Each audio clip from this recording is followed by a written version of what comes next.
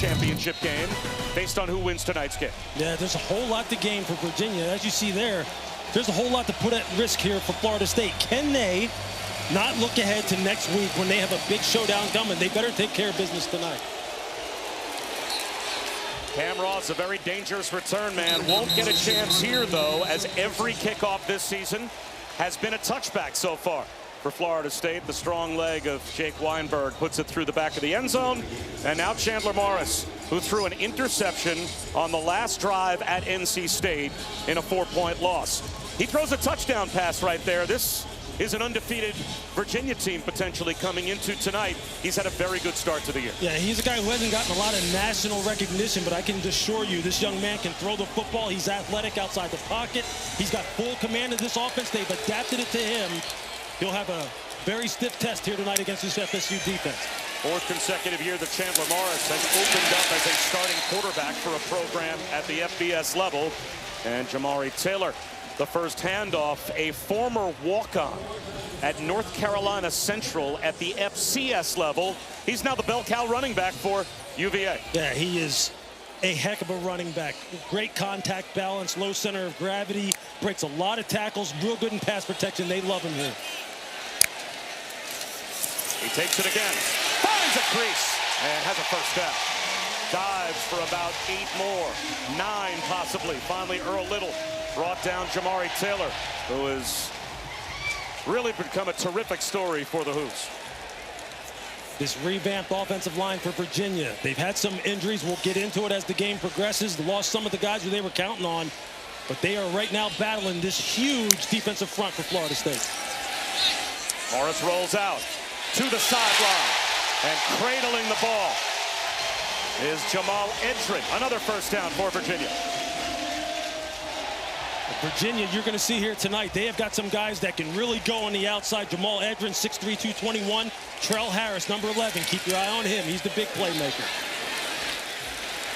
Into the wash for about 2 goes Jamari Taylor. You said you like the body type differences of these Virginia wideouts, right? They all seem to fit a specific role. That's one of the things that the great Nick Saban always talks about as far as how you comprise your wide receiver room. You want guys who are high risers on the outside, quick guys who can work in the slot, really get matchups that you like, and guys who can just burn down the field. They've got all 3 of those, and I think you'll see all of them, and we'll talk about all of them as this night goes along. Play action. Pumping once is Morris on the move. He's going to try to get to the sideline, and he is out of bounds. He might have lost a yard or 2. Ashlyn Barker bumped him out. So now it will be 3rd down and a long 9 close to 10 for Virginia. I think Chandler Morris was expecting someone in that intermediate zone to come across the field. You saw him pump and pull the ball down as you took a look there at head coach Tony Elliott. Now a 3rd and long situation. Florida State's got some people that they can unleash now. They have some real good backers, have a lot of athleticism that they'll send from time to time. Blitz coming on 3rd and 10. Morris, back shoulder to the sideline. Incomplete, threw it behind Jaden Thomas. So it'll be a plus territory punt for Virginia as Jabril Rawls was there, and Florida State gets the defensive stop. If you're Virginia right now, you just want to play the field position game. See if you can pin this explosive Florida State offense deep in its own territory. As we get to take a look now at Tommy Castellanos, one of the most explosive players in all of college football. Elijah Slibeck's going to try and pin Florida State as deep as he can. Squirrel White had been out. He returns off the injured list tonight. And he'll move up and call for a fair catch here all the way out close to the 20-yard line. So that's pretty good field position on the exchange for the Noles. And boy, does Tommy Castellanos, transferring from Boston College, at one point played at UCF for Gus Malzahn. They are now reunited in Tallahassee, and he seems to fit this team and this offense perfectly. But we talk about fit all the time, as you just mentioned, with quarterbacks in the places that they're playing with, and in particular with their play callers. Tommy Castellanos reveres Gus Malzahn, looks at him like he's a father figure. He feels as though Gus always puts them in the right position, always knows what the defense is going to do. Let's see what they got. Gavin Sawchuk empties the backfield for the quarterback run. And Castellanos is tripped up after a gain of 3. James Jackson made the stop. You're familiar with Gus Malzahn and how he likes to play offense. He likes to play it at warp speed. They continue up tempo, and here's Sawchuk.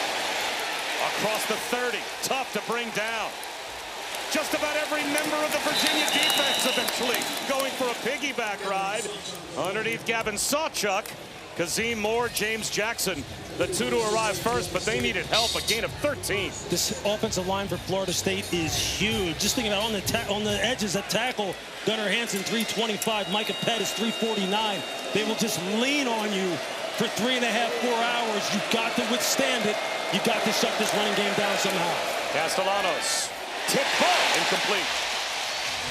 Fisher K-Mac on the rush. He was trying to hit Deuce Robinson on the slant. Robinson was open, but K-Mac said no. Well, you're going to see Fisher K-Mac right here. He goes 6'7". When you're going against a quarterback like Castellanos, who's just 5'11", maybe 5'10", you just got to get your hands up. If you can't get the pass rush, you got to block his throwing lanes, make it difficult for him to find open receivers downfield. 4-man rush. There goes Castellanos. It'll be 3rd down. Another tackle, that time for K-Mac. 3rd down and a long 4, close to 5 for FSU. That's a heck of a job by Fisher K-Mac, who goes 6'7", 250 to get Castellanos down in the open field. As is always the case, these are the money downs right here. You've got to keep Tommy in the pocket. Don't let him get outside and create if you're Virginia. And if you're Florida State, just keep protection, let Tommy survey the field. They bring a blitz. Castellanos burns them to the outside to Deuce Robinson. 1st down, Noles. And there's a flag down on the far side of the field as well. It'll be offensive pass interference. It looks like they'll get Deuce Robinson for pushing off.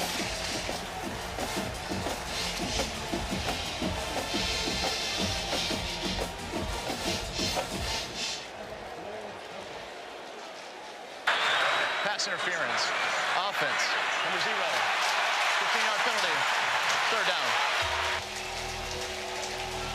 You'll see, you take a look at it here. You see Deuce Robinson. He's going to get his hands extended when he's coming out of that route.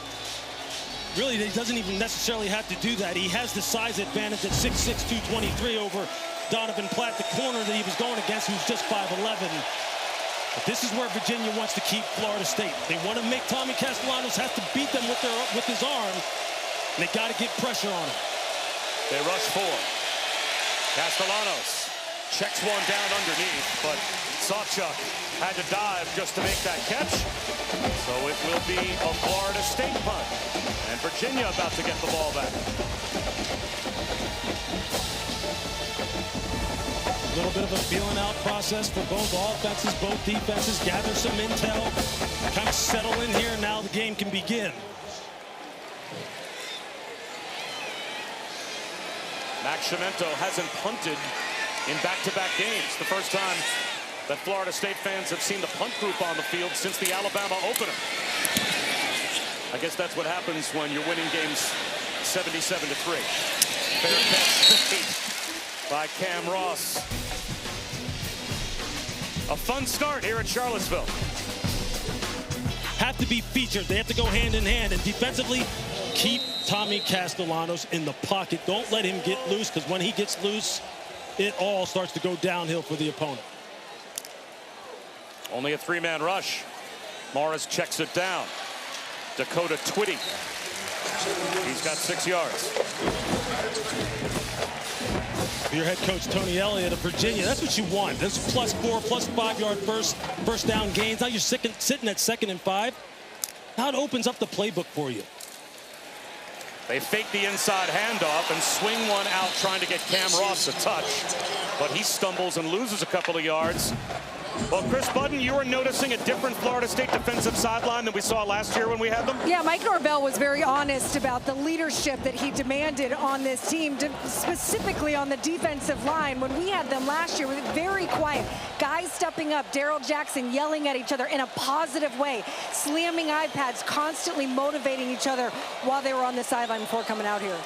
And Tony White certainly has infused some of that as the new defensive coordinator as well. And they have forced 3rd down and 7.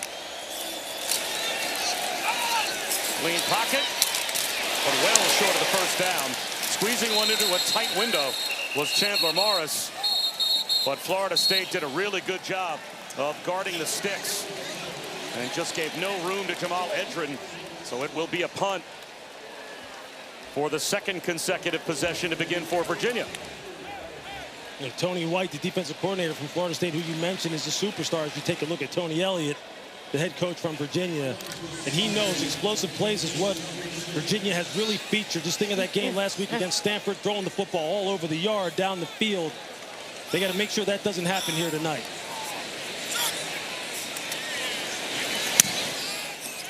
Squirrel White hoping for a return. Makes the first couple of guys miss. Squirrel White gets loose. He was overrun by the first couple of players for Virginia and ended up returning it for 24 yards. Great field position for the Noles.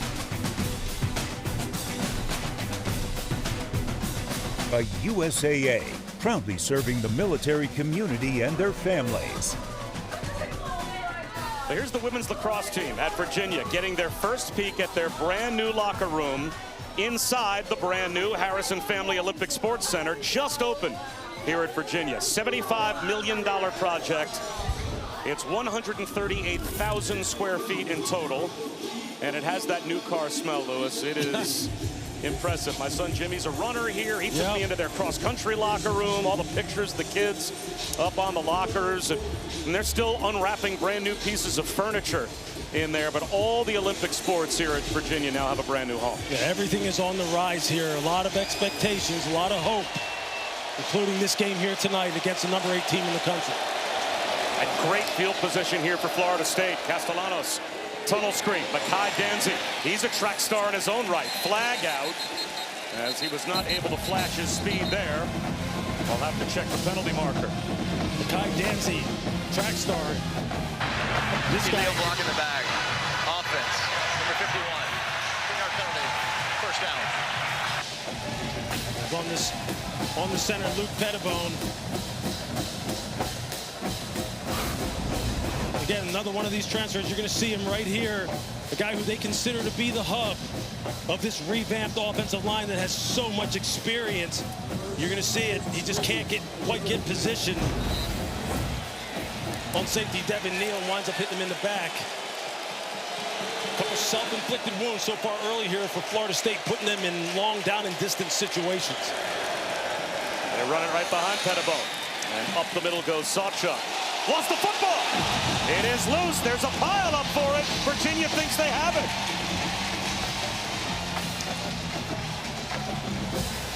Well, the officials did not signal that Sawchuk was down.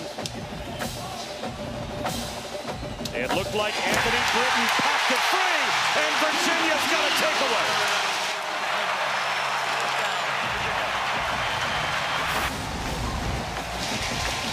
You're going to see 55 Britton. You see that left hand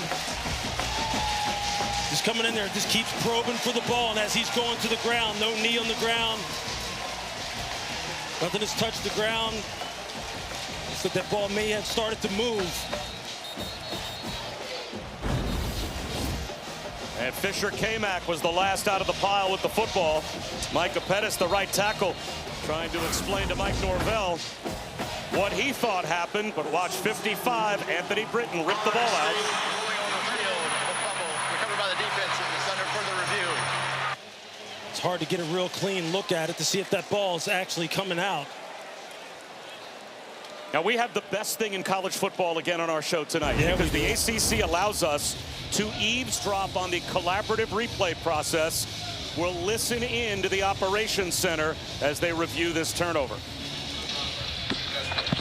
All right, guys, it's Nate. I'm up. Ruling on the field is a fumble recovered by the defense. We have a clear recovery by the defense. Thank you, Nate. I'm showing you coach's end zone. You see the ball is loose there.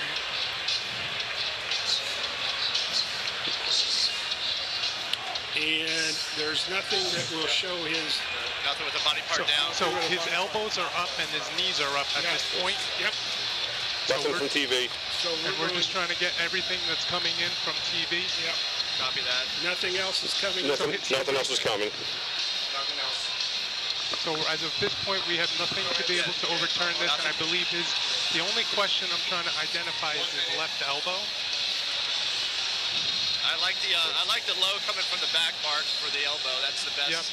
And then I think that's 55. So right now, the ruling on the field is upheld. Are we all in agreement? Replay C is a slow mo with the hand of the is a look at the ball. And has TV replay C. Replay C. Send us everything. Replay C. Okay. C. Replay C. Oh, replay C. Take a look at him coming through the middle here, the runner. One more look coming. Okay, that's in-house Delta. In-house. And Delta's an in-house also coming in now. okay. I like upheld, Bart. Yeah, I agree. I'm just looking at this one right here. Ruling on the field is upheld. I agree. Yes, we're good. All right, Thanks, guys. Upheld, thanks. Nate Black, our referee, about to tell the crowd here what you know. The ruling on the field is upheld. It's first down, Virginia. So our thanks again to the ACC Operations Center, Nate Black, the referee, allowing us to eavesdrop on that conversation, and it is Virginia ball at the 38-yard line of Florida State. That's exactly what Tony Elliott needs for his football team now. Sudden change situation plus territory. Defense is always coached.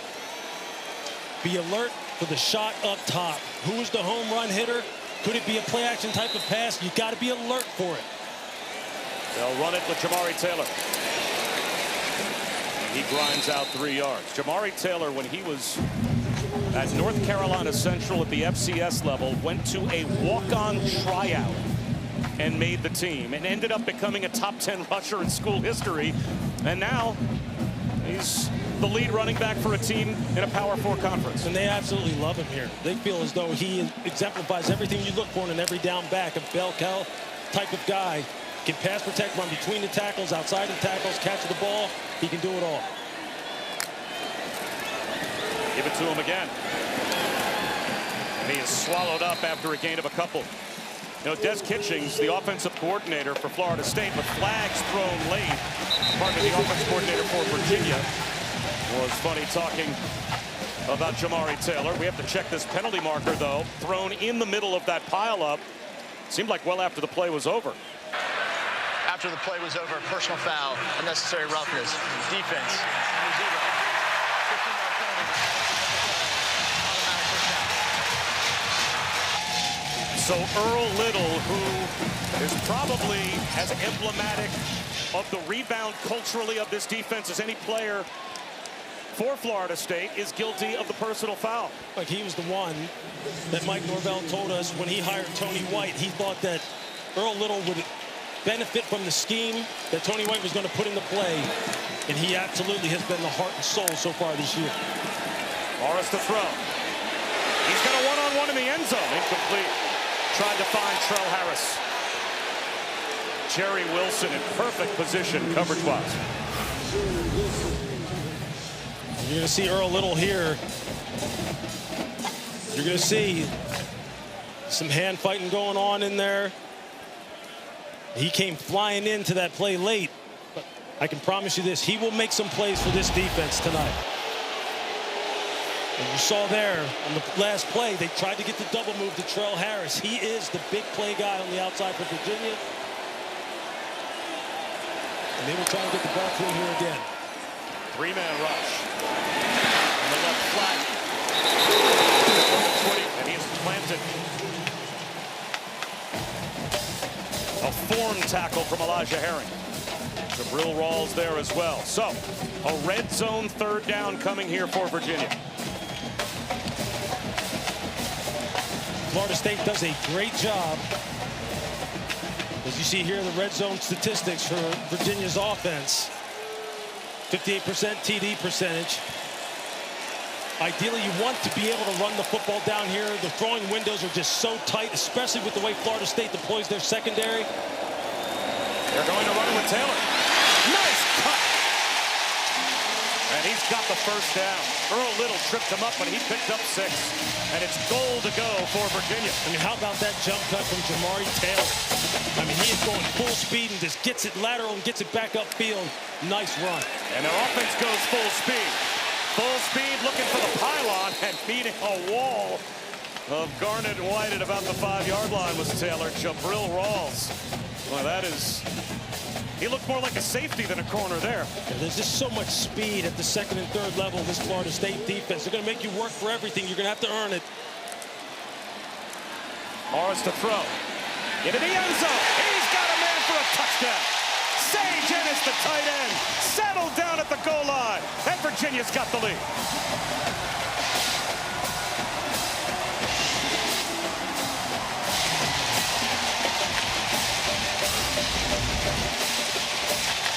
One of the things you're going to look at, you're going to watch Sage, watch him just settle right here at the line of scrimmage, but watch the back secondary players. Look how deep they are in the end zone. One thing you're always taught when you're playing pass defense down on the goal line in the red area is defend the goal line. All they have to do is break the plane. You drop into the end zone, people can just spot up just 1 foot beyond the end zone, right on the end zone line, and it's a touchdown. You have to be smarter than that and make sure you defend the goal line. Now, Lewis, we showed the red zone touchdown percentage, not great for Virginia, but when they get it goal to go, this is the 15th time they've had a first down inside the 10-yard line. 13 of the 15 have been touchdowns. Not too bad. Bob Lewis and the Noles, they've hurt themselves here in the early going. Yeah, they have to keep their composure. You cannot have those disciplined type of fouls and give this Virginia offense more cracks at it. This team is explosive now. They've already shown you that, and they're resourceful. Tomorrow on SEC on ABC, college football triple header. We'll start with Notre Dame, Arkansas at noon Eastern, followed by LSU and Ole Miss, and then Georgia, Alabama. The night capped off on ESPN as well, with Colorado hosting BYU. All of these games available on the all-new ESPN app as well. So now Tommy Castellanos will try and respond. This is a little bit of unfamiliar territory for Florida State in this young football season. We talked about it in the open, the competitive character, the desire to compete, the desire to handle, and the ability to handle adversity. They got some of it here early on. Let's see how this football team responds. Play action for Castellanos, delayed blitz. He's got a one-on-one, and a drop ball. Was that a catch turning upfield by Danzy, and another giveaway? I think they'll call this catch fumble, and they will. Devin Neal recovered the giveaway by Danzy. See Makai Danzy. You see the defensive backs are going to give him a ton of speed. He has a ton of space. He has world-class speed. He turns up, makes a football move. Looks like he had possession of the ball, just drops it.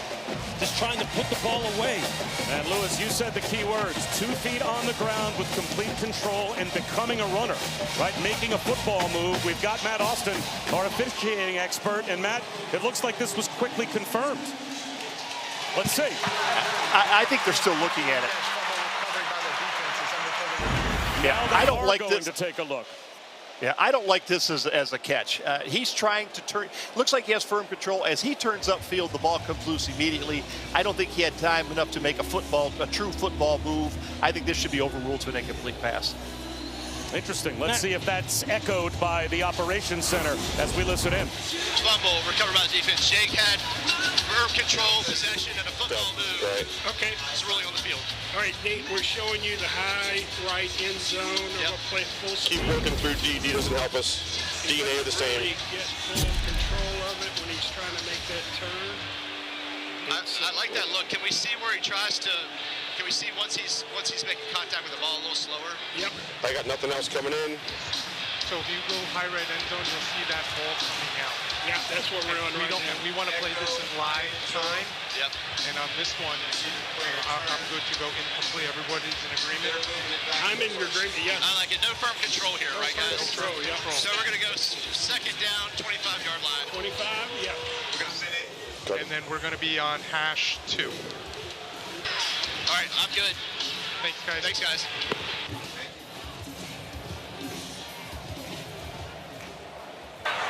After further review, the ruling is an incomplete pass.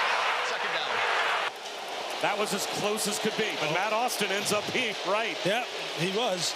And I'll tell you, look, that was close. That was real close. I mean, what is your interpretation of a football move? Or rather, what's your definition of a football move?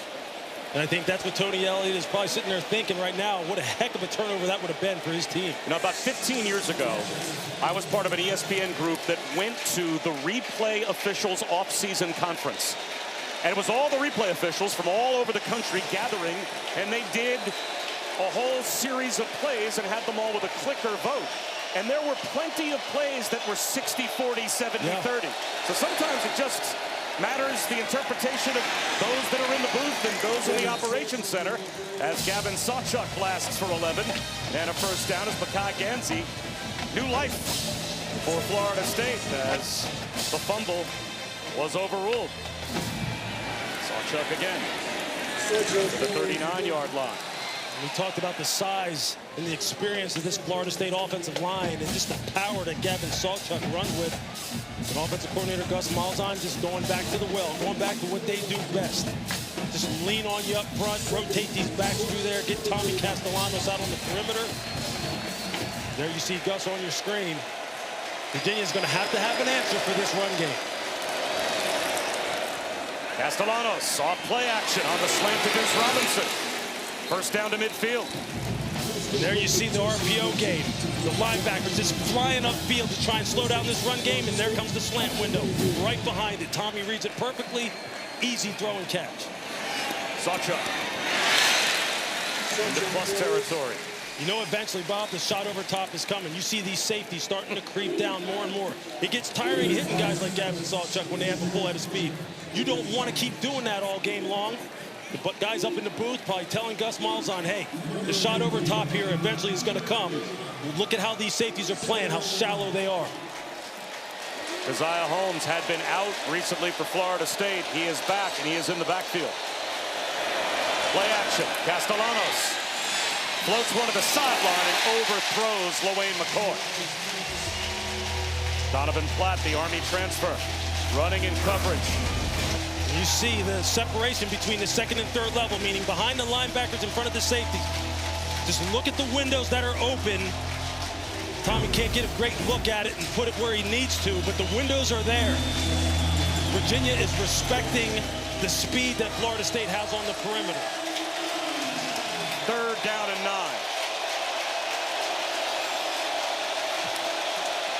Virginia shows blitz. Castellanos sees it. Play clock at 3. Play clock down to 1. It looked like there were a couple of players that started early. A flag is down on the far side of the field. The catch made by Deuce Robinson for what would be a first down. Offside. Defense. That penalty's decline. Resulted play. First down. So it's a gain of 12 and a third down and 9 conversion for Mike Norvell's offense. And that was transfer Mitchell Melton, number 17, from his left defensive end spot, trying to get a jump on it, trying to see if he can get that corner turned on big Micah Pettis, the right tackle for Florida State. Just a little bit too antsy. Got to sit in there.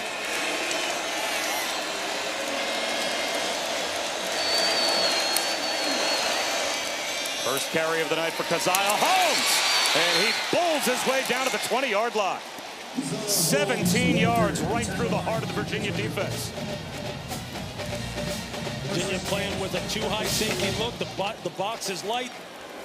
Florida State running the football as they should. Holmes again finds another big lane. Inside the 10-yard line down to the 5. First and goal, Florida State. Jason Prevard saved the touchdown. See what this tempo does. It forces you to communicate quickly. Virginia late getting lined up. Gap control gets compromised. Florida State will find your weak spots. And now the true freshman Ousmane Kroma comes into the game as the running back, still with 15 on the play clock. And you think you get a break with Sawchuk not being in there. Kroma goes 220.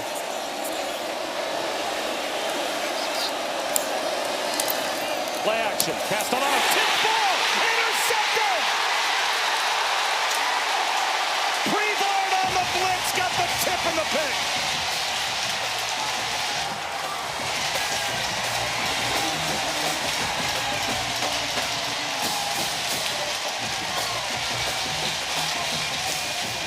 Hassan Freevard, who plays that spur position, or what is commonly called the nickel spot. You're going to see him blitz off the edge and watch him just use his length at 6'2", 199 pounds. Just get his hand up, tip the football, and then be able to locate it quickly and take it out of the air. That's just a big time individual effort. Nice call on the pressure by defensive coordinator John Radzinski. And that's the kind of turnover you're looking for. That's what will give your offense life once again. Fantastic start for Virginia. Second Florida State giveaway. Sidearm pass. Cameron Courtney close to a first down. Gets right to the line to gain. They'll say without measurement, he picked up 10. And how about O.C. Des Kitchings and Tony Elliott? They say, hey, you want to play the tempo game? We can do that too. Now they try the opposite side. A broken tackle, Eli Wood. 8 more for Virginia.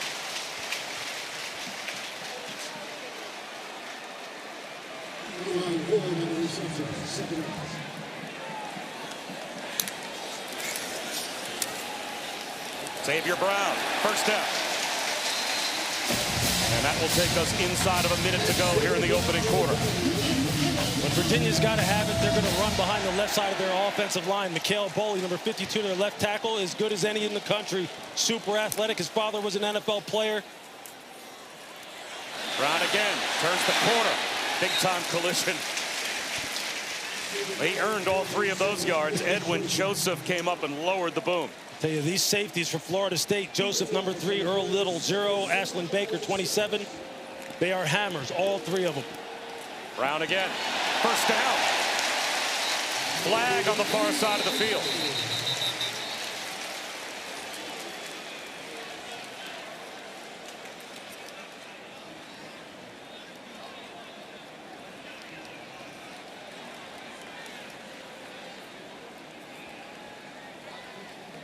You're going to get 12 men on the field, possibly.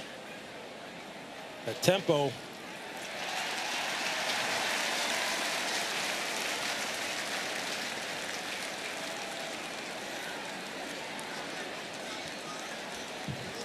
The play did produce a first down. Illegal substitution. Defense. More than 11 players on the field at the snap. That penalty is declined. Result of the play.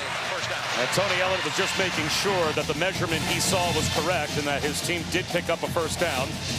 And so when he realized that, declines the penalty. The first touchdown scored by Virginia off of a Florida State turnover. But they had the short field to work with. This time they started inside their own 20-yard line. And this might take us down to the end of the first quarter. And yes, it will. They do not need to snap the ball again, as the Hoos will have a touchdown lead and the ball in Florida State territory to start the second quarter. That is the end of the first quarter. Back to Charlottesville in a moment. Well, Mike Norvell last season, Lewis, had a team that I think felt couldn't face adversity and couldn't respond. I think he feels he has a totally different team now.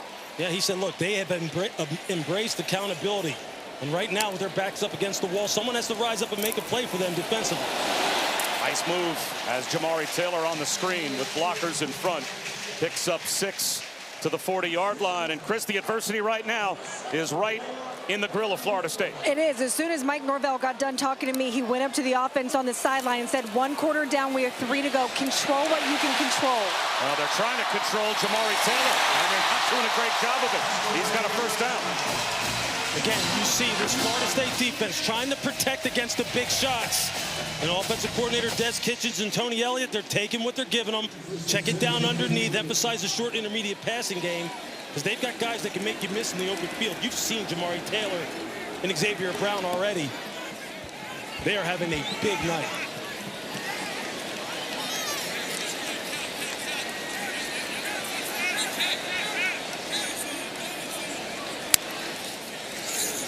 Fake it to Cam Ross. It collapses quickly. Ashlyn Barker buries Chandler Morris on the blitz for a loss of 9. And Ashlyn Barker, you're going to see him right here come off the edge.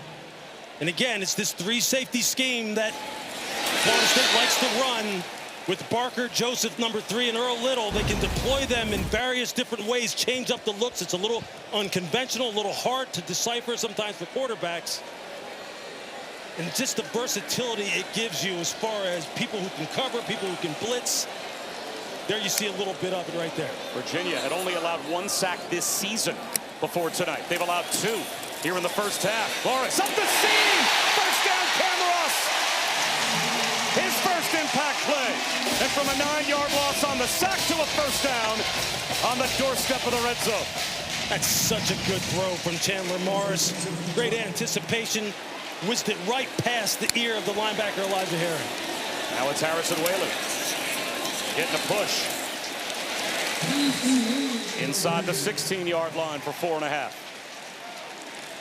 About this offensive line for Virginia, we were talking about it in the break, Bob, about the fact that really only 2 of the 5 guys that maybe they were hoped to have for this entire season are available, going up against this huge Florida State defensive front, and they're pushing them around. They're knocking them off the ball, and these running backs are running it hard. The right tackle, Jack Whitmer, number 68, is a converted tight end. But they've had so many injuries, he is starting tonight. And now this play blown dead at the line. This is going to be a false start, I believe, on Virginia.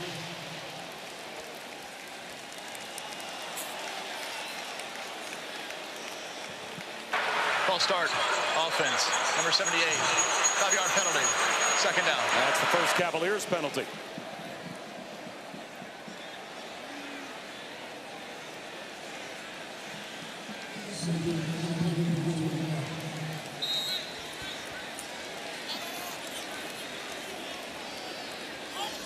Play action passing game, the screen game has been working well for Virginia because of the way the running game is going. See how these safeties are tight for Florida State right now. Then about 7-8 yards of the line of scrimmage. Another soft spot in the zone for Edgerrin. Right at the 10-yard line, popped by Earl Little. Maybe a half-yard short of the first down. So this will be 3rd down and a foot. Just patience, patience, patience by Chandler Morris. Just finding these zone voids. The wide receivers and he are on the same page. Now you got a 3rd and short. They've been running the football with effectiveness. This offensive line coming off the ball. They're bringing in big people. Ben York, a backup tackle, becomes the 6th offensive lineman on the field, and Jamari Taylor back in as well. They give it to Taylor. He's got the first down. 1st and goal, Virginia at the 7. You would think Jamari Taylor's about 220 pounds. He's 209 pounds. But from initial contact to when they got him on the ground, he drugged defenders at least 2 yards. That's his calling card. That lower body strength, determination, grit, whatever you want to call it. This football team has it, and they're showing it to you. They've got Florida State on their heels again.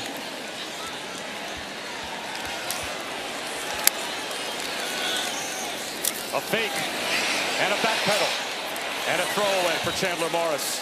That little shoulder pump didn't affect the Florida State defense the way he hoped, and so lived to fight another day. It's 2nd down and goal. Yeah, give the Florida State defensive backs a lot of credit. They've tried to hit them on a couple double moves down the field, and they've played them perfectly. They've just got to defend the goal line now. Don't get caught a yard, 2 yards deep in the end zone. This underneath passing game has really been giving them problems. You've got to defend the goal line in the passing game.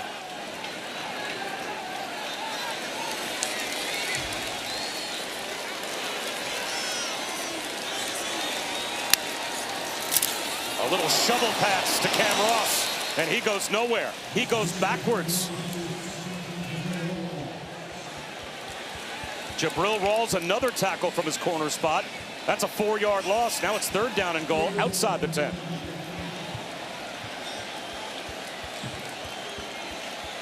How aggressive play calling are you here? Are you forcing one in the end zone, or are you thinking more field goal now that we've gone backwards a couple of times?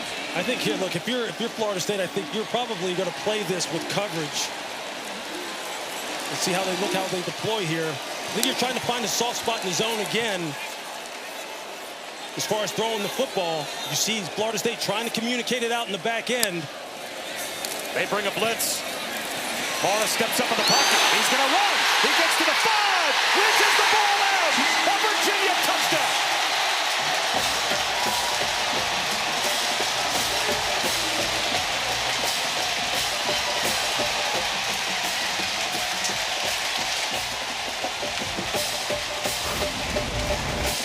You see, they're going to bring 6 up front, and you're going to see Chandler Morris just find the void. It looks like the defenders have good eyes on him as they're trying to match the patterns down the field, but he just finds enough space. And I said, this guy is plenty athletic enough to rip you down the field with his legs. He's able to avoid the tackle of Jabril Rawls. You could not ask for a better start for Virginia. Lewis, a pair of turnovers for Florida State, has produced a pair of touchdowns for Virginia. The blitz and the takeaway by Jason Prevard. And Chandler Morris pays it off. It's in the first quarter. Yeah, look, what did we say? We said this was a measuring stick for both programs for different reasons. Florida State, look, they're 8th in the country. They have some big games coming up, and they have blown some people out. For Virginia, it's about saying, hey, we're here. And they've shown it so far. Well, here's tonight's game track brought to you by American Express. And again, the Florida State miscues. They've given it away twice, and it's been 2 touchdown drives off the turnovers for Virginia. Great start for Chandler Morris, and now can Tommy Castellanos and this offense for Florida State rebound. I think they have to stick to who they are. Look, this is one of the best rushing teams in the country. They got a big offensive line, a quarterback who makes great decisions in the zone read and RPO game. Look, it's a 2-score game. They can come back from this, but they have to stop turning the ball over and put some first downs together. Castellanos pulls it. And a good start to this drive. He's got 7. Ethan Minter, a hard-hitting safety for Virginia, made the tackle. And there's those decisions we're talking about in the run game as far as the zone read. And crashes down. Tommy pulls it. I'm out on the edge. Got a lead blocker. Pick up 8. Usman Chroma right up the middle. Boy, for an offense that's turned it over a couple of times, how about putting the football and the trust in the hands of a true freshman on the road? Yeah, they have got guys who they say have a high degree of football character, Chroma being one of them. Chroma breaks a tackle. He is tough to bring down. Ran out of the initial grab of Mitchell Melton and worked for 4 yards.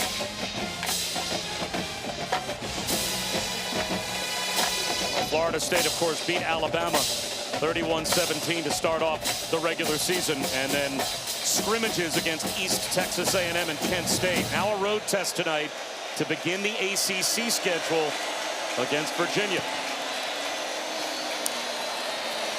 Castellanos to throw. Down the sideline. Back shoulder perfectly timed. And breaking tackles, Deuce Robinson. Dragging a tackler all the way down inside the 10-yard line. Devin Neal saved the touchdown. It's 1st and goal, Noles at the 9. They have found a matchup that they like. Deuce Robinson against Donovan Platt. They love the size advantage. They have been working this all game long. Up-tempo, Sawchuk. Hammers his way inside the 5, down to about the 3. And Deuce Robinson goes 6'6". Donovan Platt 5'11". They just like that size matchup. Big guys beat little guys more times than not. And there you see it. Just put the ball in a place where he can go up and get it and use that catch radius. He's got 3 for 70 so far in this football game. I have a feeling they're going to be calling his number more. Now he's got one-on-one down here at the bottom of the screen. Instead it's Sawchuk. Turn back. Second effort. Jameer Carter said no. 2nd down and goal. 3rd down and goal, pardon me, at the 2. With Florida State, you need to stop the bleeding. You got to put a score in here. Players over plays. Deuce Robinson has been producing for you. And now you see Virginia with their counter. They put Jordan Robinson, their 6'4" corner, size on size. Try and get a better matchup. They go to a wildcat formation. Sawchuk takes the direct snap and goes up the middle untouched for a Florida State touchdown. There's the Noles response.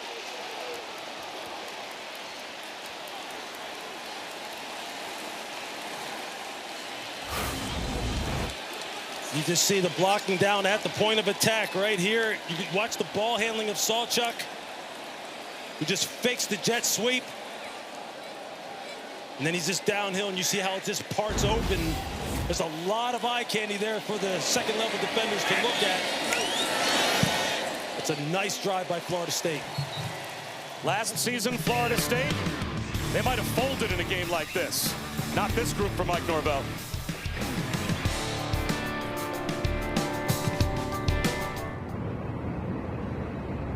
Chandler Morris going to work again, this time with his legs, just finding enough space and getting that ball in the end zone. But Florida State, look, we said they revamped this entire roster, namely from a football character standpoint and accountability standpoint. That's how you answer. Now you're down one score, you need to stop from the defense. If you're going to have a winning season, at some point you face a night like this. Last year, FSU, 2-10 season. That tells you how they responded to adversity. We'll see how they respond tonight, but that last drive was a great indication. And on the touchback, it'll come out to the 25 for the Hoos.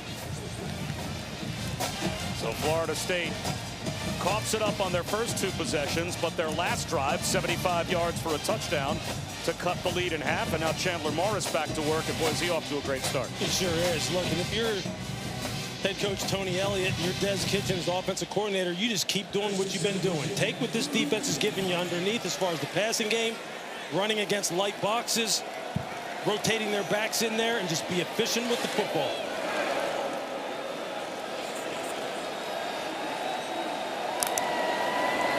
Play action. Extending the play as Morris directing traffic. Floats one up the sideline and has it picked off. Edwin Joseph jumped the route. A takeaway by the FSU defense, and they're in business. And you see defensive coordinator Tony White has started to ratchet up the pressure a little bit on Chandler Morris. And you're going to see it here. Safety Edwin Joseph. They try to get him on an out and up with Cam Robinson. There comes the out. Now he's going to take it upfield.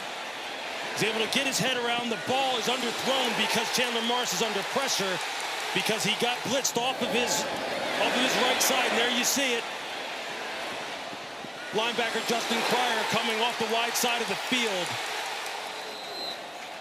Chandler Morris has got to protect the football, but there you see Tony White saying, hey, look, I'm not going to lay back and just play this zone coverage anymore. I got to get after this quarterback. He's too hot right now. And now he gets the turnover. Usman Chroma driven back, wrapped up by Mitchell Melton, and he had help. Sudden change situations, Bob. Flag down. Check that we have an injured player.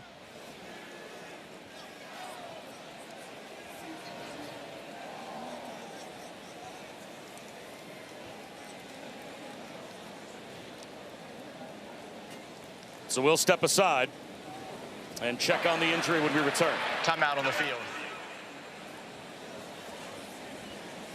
Florida State. It was Gunnar Hansen, the left tackle, who was down, but he immediately, as we went to break, got up and ran off the field. So it looks like Lewis, he'll probably miss one play. This is a veteran offensive line. Lots of transfers. 4 transfers on this offensive line.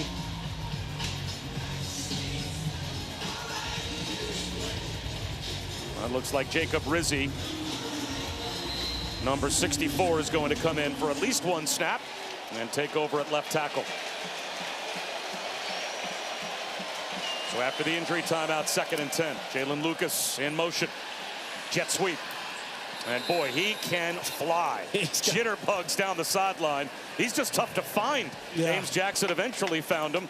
Close to a first down. He got 8. As soon as you see him come in the game, you are automatically alert. Jet sweep and routes out of the backfield. And you want to tell the linebackers that as you see Gunnar Hansen back in the game at left tackle. He has got difference-making speed. 3rd and short. And I think a timeout was called by Mike Norvell from the sideline. First charge timeout. North Carolina. Florida State. It'll be 30 seconds.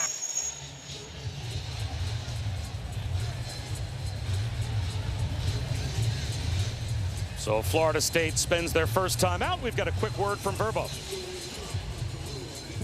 As your host, I have some rules. First, no showers longer than 5 minutes. This isn't a spa. That's the rule. Meanwhile, at a Verbo, get the vacation you expect and never a hovering host. So Mike Norvell wanted to make sure before a very important play call, 3rd down and about 1.5 yards, as we've got less than 6 minutes to go before halftime. I think with the way his offensive line is starting to move the line of scrimmage, you got to figure here maybe this is 2-down territory. So do they take a shot throwing the football? Do they go ahead and just try and pick up the first down? Salchuk has been running it hard, as Chroma has as well. Completely different formation and personnel group after the timeout. Castellanos makes a man miss.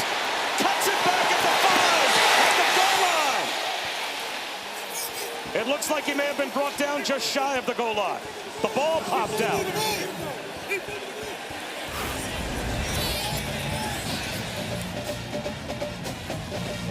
So he fumbled the ball. It goes out of bounds inside the 2. And despite the fumble, it's first down, Florida State. So Mitchell Melton punched it out, but right up against the sideline. 1st and goal, Florida State. They absolutely dodged one there, and here again they're going with the Wildcats. Looks like they're going to have Randy Pittman, their tight end, lined up as the quarterback. Randy Pittman just returning from injury tonight. They scored a touchdown out of a Wildcat formation once, and they'll do it again here. Florida State a point after away from tying the game up. And they turn the tables on Virginia, and they take a turnover and turn it into 6. See just how diverse they are offensively as far as the running game is concerned. They've got so many weapons, so many different athletes. But make no mistake about it, they want to run the football and bludgeon you. And they're starting to turn it up. When do you know the character of a team has changed, Lewis? When they're down a couple of touchdowns on the road, how do they respond? We have now seen Florida State respond. Yeah, Edwin Joseph with the interception, he gets it started. And why does he get it started? Because Justin Cryer is able to pressure Chandler Morris outside the pocket, and then he makes an ill-advised throw.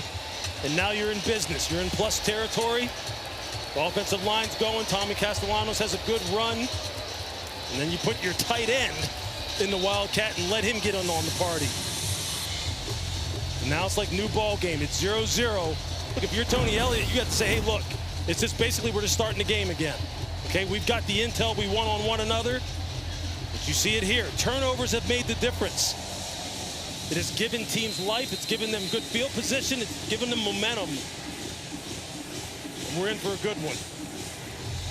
Well, these are 2 offenses as well that are 2 of the top producing offenses in all of college football through the first 3 to 4 weeks of the season. Now, for both, some of that has to do with the competition they've played.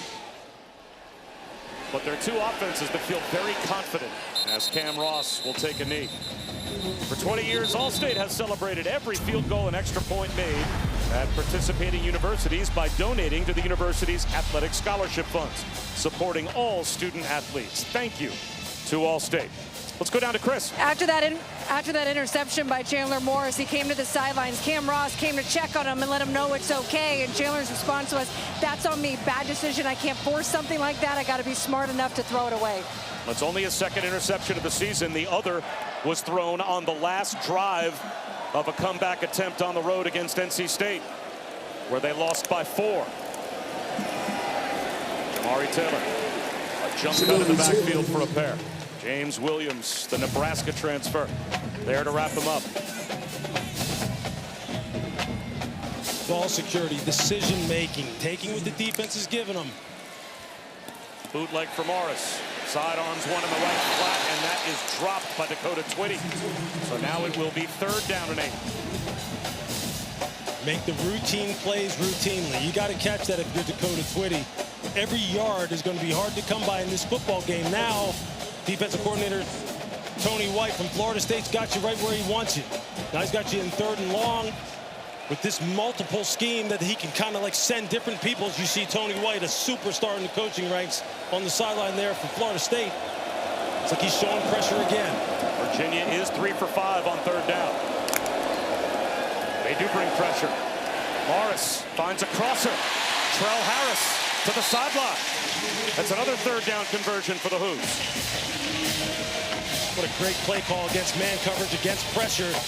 Just run a little rub concept where they can get Trell Harris free on the shallow cross. Just make his way through the traffic. He's been silent so far in this game, and he has been a big playmaker. You'll hear more from number 11 as this game goes on.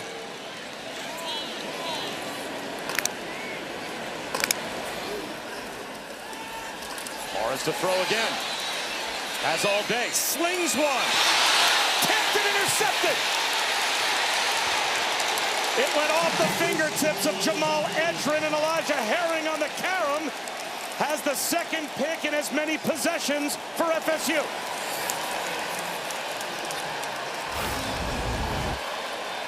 You're just going to see it here. Just watch. You're going to see the traffic as Edrin comes across the field on this deep over. And it looked a little confusing live whether or not Chandler Morris was trying to get that ball to Trell Harris on the go route on the outside, as you see him streaking down the field, where he's just trying to layer it in there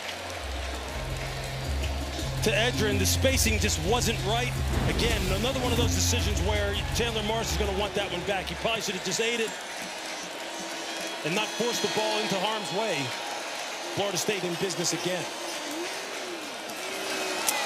Sawchuk. The 40-yard line, maybe to 39. He's got 6 yards on 1st down.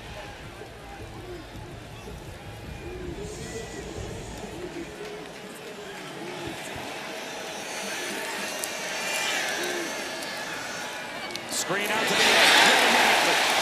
Squirrel White with nowhere to go. Emmanuel Carnley immediately shut the door. And that's the kind of play that you need to make if you're Virginia. You see Carnley coming up from his corner spot, and just firing, making a short tackle. This is a key 3rd down. You got to now, if you're Virginia, now you have to stop the bleeding. You got to get off the field here on 3rd down. You got to slow down this momentum. Assignment sound.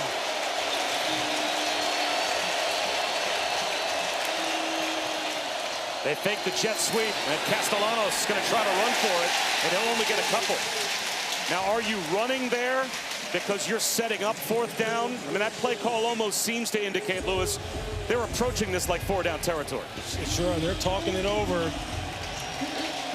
You got 4th and 5 or less with this offense. Because of how multiple it is and the kind of momentum they got going, they sense right now that this offense is rolling.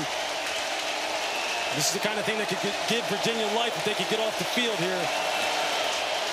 Good eyes. You have to have good eyes defensively. Castellanos to the sideline. Diving attempt made by Robinson. Got it. Deuce Robinson secures it right on the chalk for a 4th down conversion. The size of Deuce Robinson. You see that right arm just kind of real subtly pushes off on the corner and able to run that comeback. Castellanos to throw again. Robinson throws the ladder out of bounds inside the 10. Flag out as well. And this time, what does he do? He runs the double move. Watch, he's just going to get off the line of scrimmage. He's going to stutter, take off again. I mean, he is just putting on a show right now. Number 0, Deuce Robinson. 6'6", 225 pounds. Personal foul. Targeting. Defense, number 0. Penalties half the distance to the goal. Automatic 1st down. Previous play is under further review. Antonio Clary, only back for his 2nd game this season. And they call targeting on this hit. See Clary coming out of the deep part of the field. See him duck the head, crown of the helmet, right on the chin of Deuce Robinson. See his head turn as he takes the hit. There, the head goes down. Crown of the helmet right on the chin. That's about as easy as it gets as far as the call is concerned. Well, we can listen in the collaborative replay process with the operations center for the ACC. And we were able to confirm. Replay E won't help you. Hey, now we're looking for targeting here. And we're going through the process. Yep. So this is I got a defenseless player. Agreed. Right? He is a defenseless player. And now he dips his head. We have a launch. And we have Delta's a good look for you too. Echo won't help you. D is good. Delta's the best look we have for C and D. So I see a lowering of the launch. Yep. I see forcible contact to the head neck area. Yep. And I see it to the helmet. Is everybody in agreement on this? Yes. Mark, I love it, yes. Okay, so the ruling on the field is going to be upheld of targeting. Now we're going to get you the number. 0 is the number. Perfect. And the ruling on the field for the catch is also being upheld, and we're also going to uphold the targeting as well. Copy that. So we're going to go half the distance. Correct. Okay. Position 5. All right, I'm good, guys. Thank you. Okay. Thank you. Thanks, Mark. After further review, the ruling of targeting is upheld. Number 0 has been disqualified for the remainder of the game. Well, Lewis, you are in immediate agreement with what the collaborative process certainly seemed to agree upon as well, and that's a dangerous play. Crown of the helmet as well, upward launch to a defenseless player. You want to change your strike zone if you're Clary. Yeah, you feel for Clary, again, coming back from injury, this just being his second game. Only played a series in the last game against Stanford, but you just got to be smarter than that. Defenseless receiver, all the prerequisites were there to call targeting. It's an easy decision on the part of the officials. So 1st and goal, Florida State at the 4. Castellanos with a fake. Castellanos to the end zone. Florida State has the lead.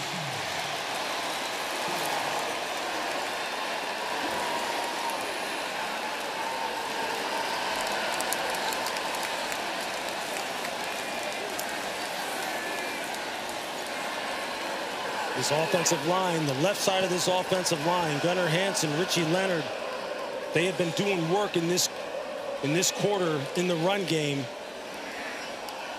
Just moving people off the ball. Gus Malzahn really changing up the looks that he's given this Virginia defense. Virginia has just had no answer for the physicality and for the scheme.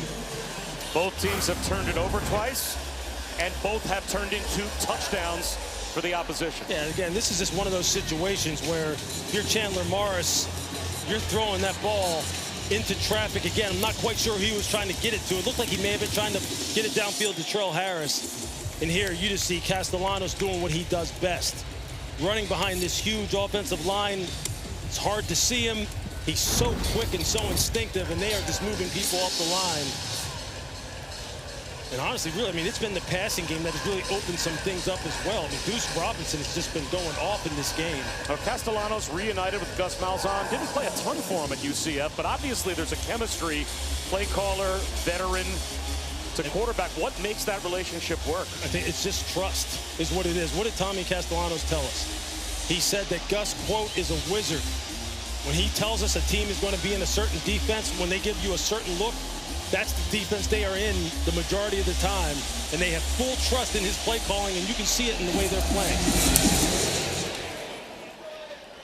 Weinberg through the back of the end zone. 32 kickoffs now, 32 touchbacks for Florida State.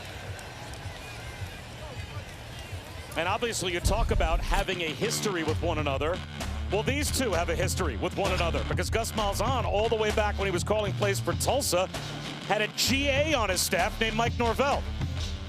Yeah, how about that? And Mike Norvell, like he said, he was just having some discussions with Gus Malzahn as far as other offensive coordinators maybe he could possibly hire at the end of last year, and kind of just popped the question, hey, unless you want to be the offensive coordinator.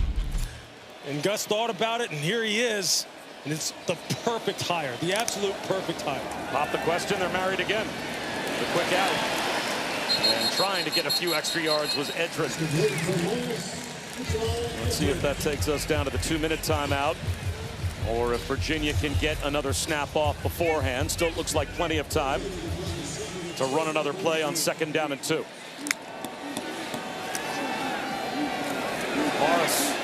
checks it down. Spin cycle for Jamari Taylor to pick up the first down. And now we do reach the 2-minute timeout.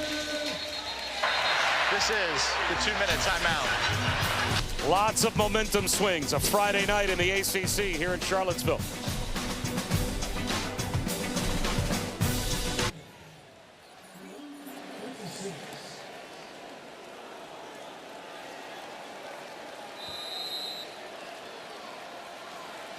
All right, Zubin, all 3 timeouts still in the pocket of Chandler Morris and Virginia. Edrin, check that. Dakota Twitty muscles his way out of bounds for 5 yards. What's the message that you're giving Chandler Morris right now if you're the coaching staff for Virginia? Just take what they're giving you. Don't try and force this ball down the field simply because you're starting to feel real confident. Same play, same result. First down, Dakota Twitty. They could have easily tacked on 15 there. Dakota Twitty was 3-4 yards out of bounds and took a hit from Elijah Herring. Crowd reacting to that as it's replayed here at Scott Stadium.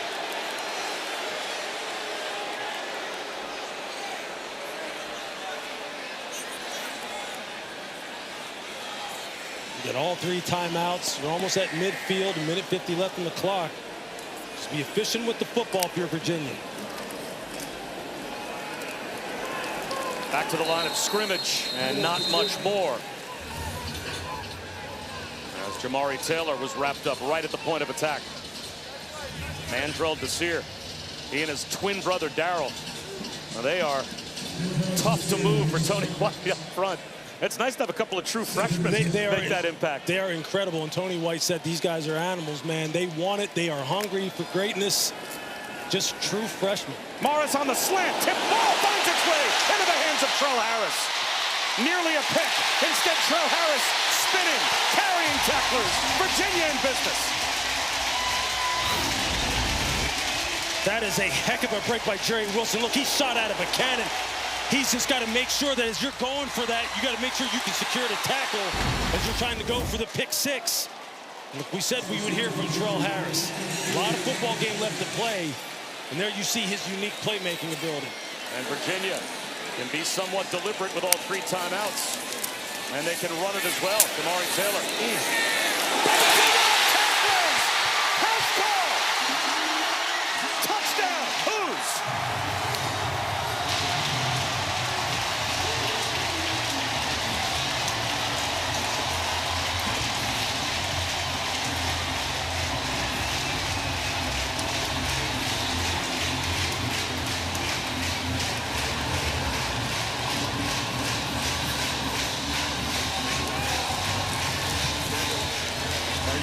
Me.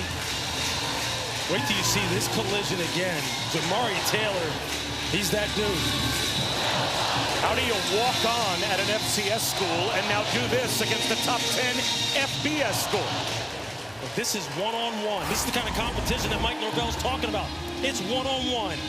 You versus you right here. And just watch what happens. Earl Little doesn't wrap up, but he's coming downhill full speed. Boom! But doesn't wrap up. Jamari Taylor says, nah, you can't get away with that with me. Have you not watched my tape? That's a heck of an individual effort. Look, Mike Norvell talked about the fact that he put his players in one-on-one situations all off season to see how they would respond. See who was going to win, who was going to lose, and how you're going to respond to it. And that's one of his guys right there. And you see him. He's telling him, you got to finish. You got to finish and wrap up. You see his lips. He's telling him, wrap up. That's football at its finest right there. Trell Harris making that play off of the almost pick 6 by Jerry Wilson. Here comes Jamari Taylor. Man, do you love football or what? We are now tied at 21. Florida State still with a couple of timeouts and 48 seconds on the clock. The 2 interceptions for Chandler Morris cost Virginia a couple of scores. Of course, the 2 turnovers for Florida State were responsible for the first 2 touchdowns for UVA. How many different momentum swings have we had to basically now start fresh with under a minute to go in the second quarter? Look, it's warm here already in this booth and in this stadium tonight, and it's getting heated up with the way these fans are going and the way this game is swinging back and forth. I mean, look at that crowd. They are into it. This is a heck of a ball game.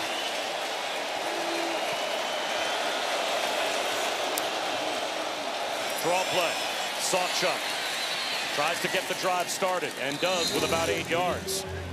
And an 8-yard gain on first down, that might be enough to convince Mike Norvell, let's not put this thing in the freezer, let's attack. We got 2 timeouts. Castellanos on the move. Avoids a sack, throws it away. Tommy Castellanos. Mike Norvell's over there holding his breath saying, just take care of the football. Let's not put it in harm's way. Let's not give Virginia this ball in plus territory. And remember, Mike Norvell, he knows his team starts the second half with the ball as well. There you go. They won the toss and deferred. Ball security, decision-making is critical here. Do not want to give Virginia any more momentum than they just seized back. Virginia got all 3 timeouts left for them. Big down. They try and run for a first down, and they will get it. And now Mike Norvell will call a timeout. Second charge timeout. Florida State. It will be 30 seconds. 19 seconds to go in the half. Bob Wischusen, Lewis Riddick, Chris Budden. This has been fun. This is the test that you want a top 10 team to have on the road. And well, you have to think down 14-0 at the start. That's one of those tests of character of a team that was 2-10 last year. This got to be a positive overall for Florida State in the first half, despite the mistakes. Oh, no question. Look, I think last year's team, you would have saw them fold up and start looking for excuses. They wouldn't have taken accountability. This football team did. And they come roaring back behind their horses. They're riding Tommy Castellanos. The passing game is clicking on the outside. The defense making plays. But then here comes Virginia. They come roaring back too. Go back to their playmakers. They experience some adversity. Chandler Morris, he maintains his composure. This is exactly what you want out of a football game. Are you kidding me?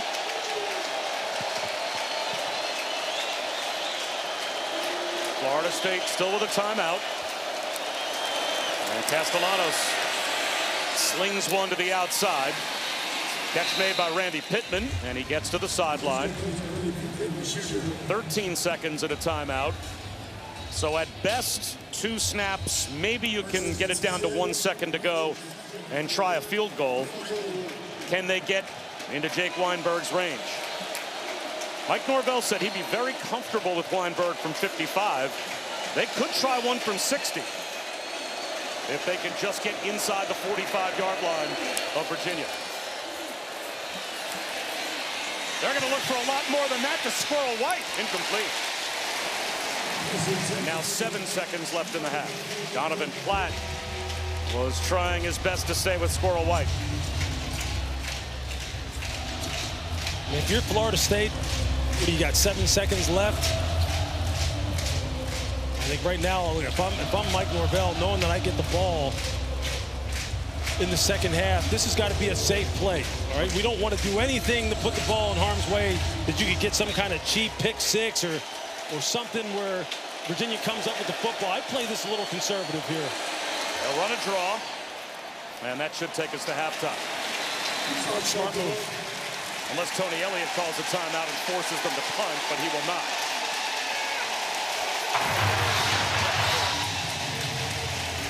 Florida State will start the third quarter with the ball, and as Mike Norvell very often does, he brings his entire team together to say something to them before they even head into the locker room at halftime. How about both of these offenses? I'm sure he's telling them, hey, look, this is a 0-0 game when we come back out in the second half.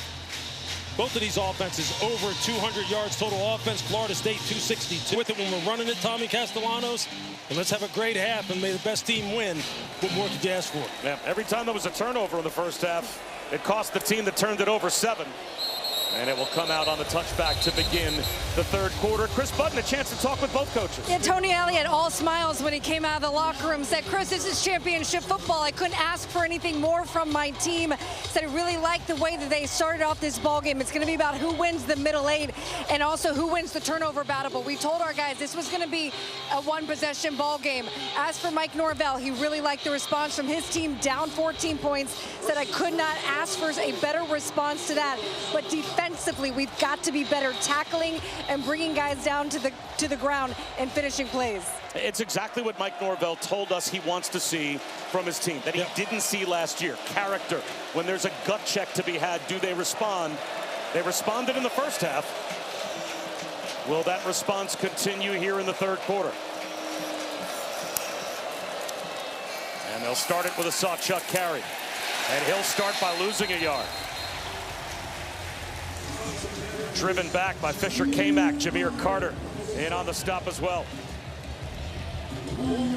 This rushing offense for Florida State is one of the best, if not the best in the country. That's priority number one for defensive coordinator John Rudzinski and the 11 men on the field. You've got to slow that down first.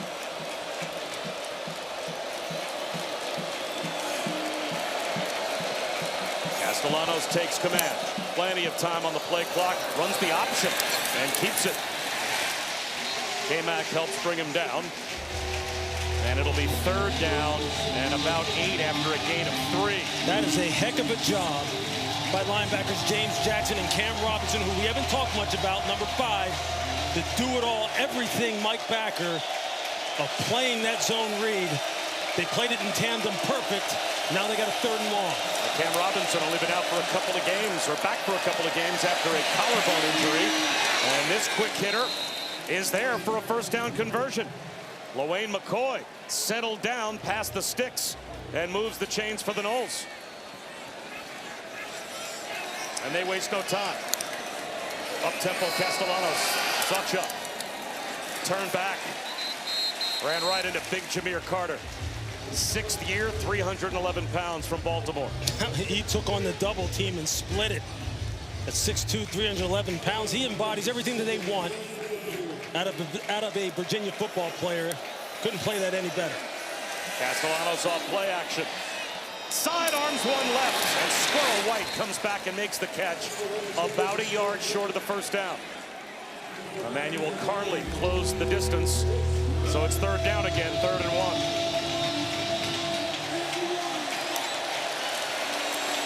Sawchuk up the middle. Forward progress very close. And they'll say without measurement that he got there. That's a good, tough run by Sawchuk. James Jackson getting low, trying to prevent him from getting the first down. What you like here is that Castellanos looks real calm in the pocket, throwing the football. Gus Malzahn kind of changing up the passing game a little bit, getting Tommy out on the perimeter, changing the launch point a little bit, showing just how complimentary this offense can be. Whole new defensive line put in the game, and they cannot find Chroma. The freshman Usman Chroma bobs and weaves all the way down to the 30-yard line of Virginia. 23 yards. You see Tommy Castellanos took a heck of a hit by Daniel Rickard. I mean, it was just big time. Made the right decision as far as his ball handling. Chroma again. How about the balance through contact to the 25-yard line? He was hit behind the line of scrimmage and picked up 5 after contact. I mean, Chroma's a stud. 216 pounds, true freshman. You see, between him and Sawchuk, I mean, those two are an all-day assignment. Here comes Sawchuk back in the game. But this is about Tommy Castellanos on this drive as far as the decision-making that you're seeing in the run game, not just the passing game, but in the run game as far as the zone read. He knows when to pull it, when to hand it off. This is why he's such a great fit for Gus's offense. There's Castellanos pulling it, making that decision and going down. Now, maybe, Lewis, we've talked about it, the most underrated part of quarterback play, not just making those decisions, but even checking to runs, right? Like, the quarterback has so much to do with what run a team gets into. That's right.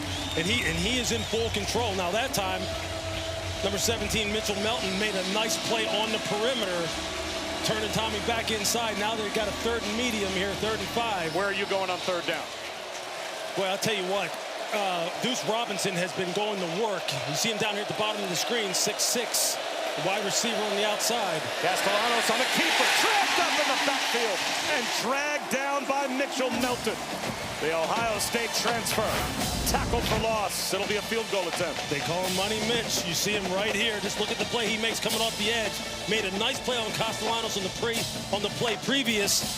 And now again, it is not easy getting your hands on a runner as skilled as Castellanos and getting him in on the ground in the open field. That's 2 big-time plays by Mitchell Melton. 44-yard attempt for Weinberg. His career long is 45, but they think he has a leg to kick it from 55, if not 60. Plenty of distance, but the direction off. Misses it wide right. Words that haunt Florida State. Wide right. Yeah, that's not what they want to hear. Sorry. Man, bend but don't break, Virginia. This crowd's going to be back into it. Mike Norvell knows this is going to be a 60-minute game. The top 10, because they've been ranked in the top 10 a lot over the years. They don't lose often. Virginia, well, only 3 all-time wins when they've been unranked against top 10 opponents. They only have 6 wins total against top 10 opponents, but 2 of those wins against Florida State.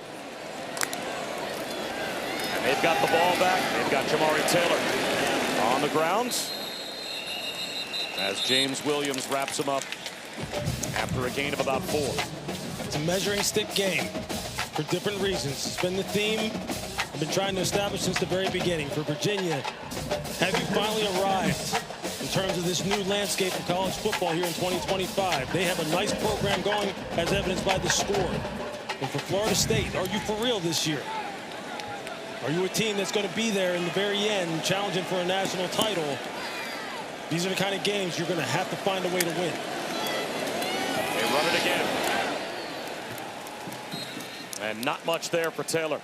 Mandrell Desir, one of the identical twin defensive tackles, along with his brother Darryl, that have been impact players for the Noles, made the stop. It's such an athletic play. They were on a little bit of a line twist, and you just see Mandrell Desir at 6'4", 262. He moves around like a linebacker, both him and Darryl, number 90. These guys are going to be foundational players for this program for the next couple of years until you see them on Sundays in the NFL. Took up football when they were 7. It was a good decision. Virginia looking for another 3rd down conversion. 4-man rush. Underneath throw, Trell Harris turns upfield and gets it. 8 yards for Harris. Juice Cryer brought him down, and Chandler Morris, is he hurt? Yeah, you got to keep an eye on him. You're going to see his right arm hits. He's not right, and that's his throwing arm. It hits Kevin Wigginton as he's trying to get this ball down the field. So they will run it. Spinning for about 6 is Jamari Taylor. But what happened to Chandler Morris on the last play? Trying to get it over his 6'5" right guard as he's getting pushed back in the pocket. You're going to see right there, his hand hits the top of his helmet. He's holding that thumb. How many quarterbacks have we seen get hurt because they hit their hands on the helmets of their own offensive lineman or defensive lineman? And he stays in. What kind of a grip do you imagine he's got on the football if he's nursing that right hand? Yeah, it's hard to tell. I mean, this is where Des Kitchens, the offensive coordinator, has to be aware of this. Make sure he's good to go. Communicate with him in the coach-to-player headset. Well, they keep it on the ground with Xavier Brown, and that works. So that's allowing the right hand to recover for Chandler Morris on the field. A 9-yard gain and a 1st down. And what a nice job of securing the edge by the Virginia offensive line. And Xavier Brown with that quick cut outside and getting that ball upfield. Both him and Jamari Taylor have been money tonight. That puts Virginia over 100 yards rushing. And we still have a 1/4 to go. Brown cuts it outside. 5 more yards to the 40-yard line of FSU. Their run defense only allowed 55 yards on the opening drive when they played Alabama to begin the season. 32 yards rushing on 17 attempts the rest of the game. It was the fewest yards that Alabama had run for in a season opener since the mid-70s. But the rush attack continues here for Xavier Brown. It's a different story tonight for Virginia. I know we can't run these plays back because they're going at tempo, but the cuts that Xavier Brown is making, these jump cuts, are the kind of things you see at the NFL Combine when they're doing drills. It looks beautiful. And this offensive line is getting pushed. Here he goes again. They toss it to him again. Spinning is Brown. Working hard. Again. Just about to the red zone. Des Kitchens, Tony Elliott, they know that their quarterback, you just wonder how much do they know about how he's feeling right now. Well, they have leaned on the running game now ever since he hit his hand on the helmet of Kevin Wigginton, the right guard. Hey, if you're Tony Elliott, you're saying keep calling it. And if you're Tony White, you're saying, hey, man, we got to slow this down. This is the kind of drive that this takes the life out of you as a defense. And now Jamari Taylor back in. Another handoff. Another crease. Another first down.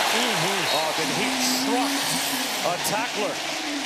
When Darius Jones paid the price when he hit Jamari Taylor.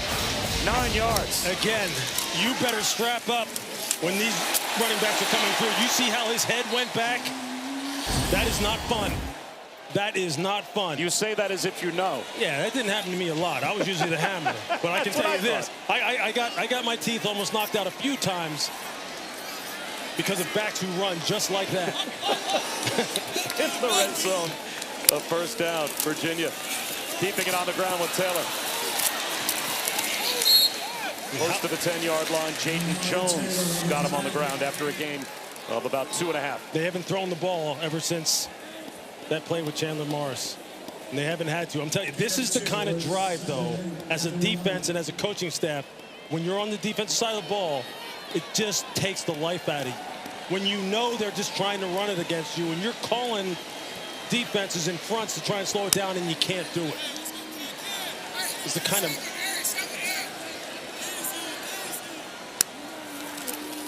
Jamari Taylor again.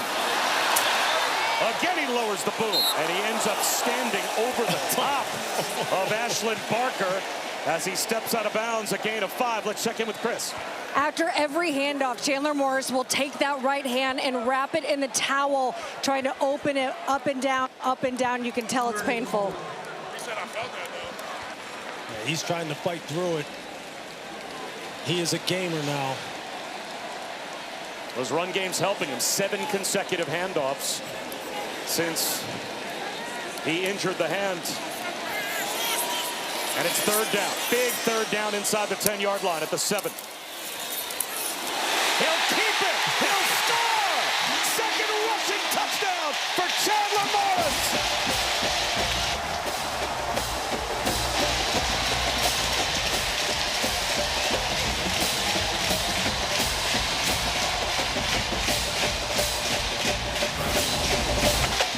Quarterback's making good decisions, reading the end man on the line of scrimmage. Watch, he's just going to go in here, and he's just going to pull it. It's just a great decision on the part of Chandler Morris. And then watch Sage Ennis. He just seals the edge. Chandler uses his legs, says, Tommy Castellanos, how you like this as far as ball handling? What a great game.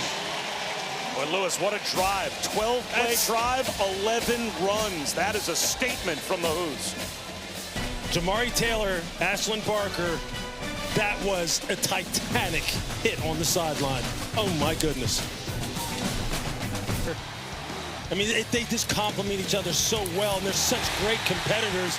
And what can you say about Chandler Morris? He says, hey, maybe I'm not sure if I can throw it on this drive, but I can for sure run it. I mean, just what a soul-crushing type of drive. I cannot underestimate, I can't overstate how important that was, the way in which they conducted themselves there. Florida State got to respond again. First the offense, and then when the defense goes back out there. Because now they're sitting there going, oh, boy. The 12-play touchdown drive, the only pass was the pass Morris hurt his hand on. Virginia has the lead. Florida State has the ball.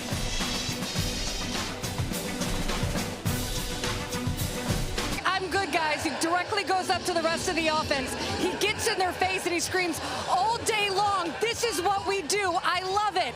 And then immediately Tony Elliott came up and he was like, "That's good. But also, guys, let's remember there's still a 0-0 ball game." Morris walked off afterwards, took a couple throws and some pain medication. But a little endurance, boys, will mask any sort of pain right now for him. Yeah, the medication might come in handy. That's Chris Button, Bob Wischusen, and Louis Riddick here in the booth. Matt Austin, our officiating expert, with us as well. Ousmane Kroma right up the gut. Close to 7 yards on first down. Caleb Hardy ends up on top of Kroma. Trying to corral this run game. Priority number one for head coach Tony Elliott as far as his message to the defense coming into this football game. Got to try and keep it under control here. Continue to come downhill and attack these running backs with physicality. And just like Virginia did, trying to exert their will with their run game, Florida State comes out pounding away with their run game, and they've got a first down. It was interesting hearing Tony Elliott talk about the concerns he had on his own offensive line as far as handling the length of the Florida State defensive line. Well, I think they've answered that question here tonight.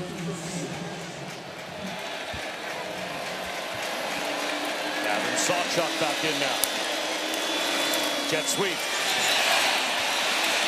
A broken tackle. Makai Danzig, he can fly. Stays in bounds, gets a few more yards. Makai Danzig is a 400-meter record holder. Yeah, he's a state champion in the 200 and 400 when he was in high school. Got world-class speed. Sub 10.5 in the 100 meters. But he's a football player. They say he is not a track guy playing football. This is a football guy who happens to be super fast, and they love his potential. When you set the ACC 400-meter record, you certainly seem like a track guy. Quick hitter on the outside. And there is Danzig again. Well, he double caught that ball, almost got away from him again. But these wide receivers for Florida State, especially Deuce Robinson, have been giving Virginia a lot of problems on the outside, especially the size of Deuce Robinson. And they've been rotating defensive backs on him, trying to get a better matchup. Deuce Robinson, the USC transfer, all the way at the bottom of your screen to the near side right.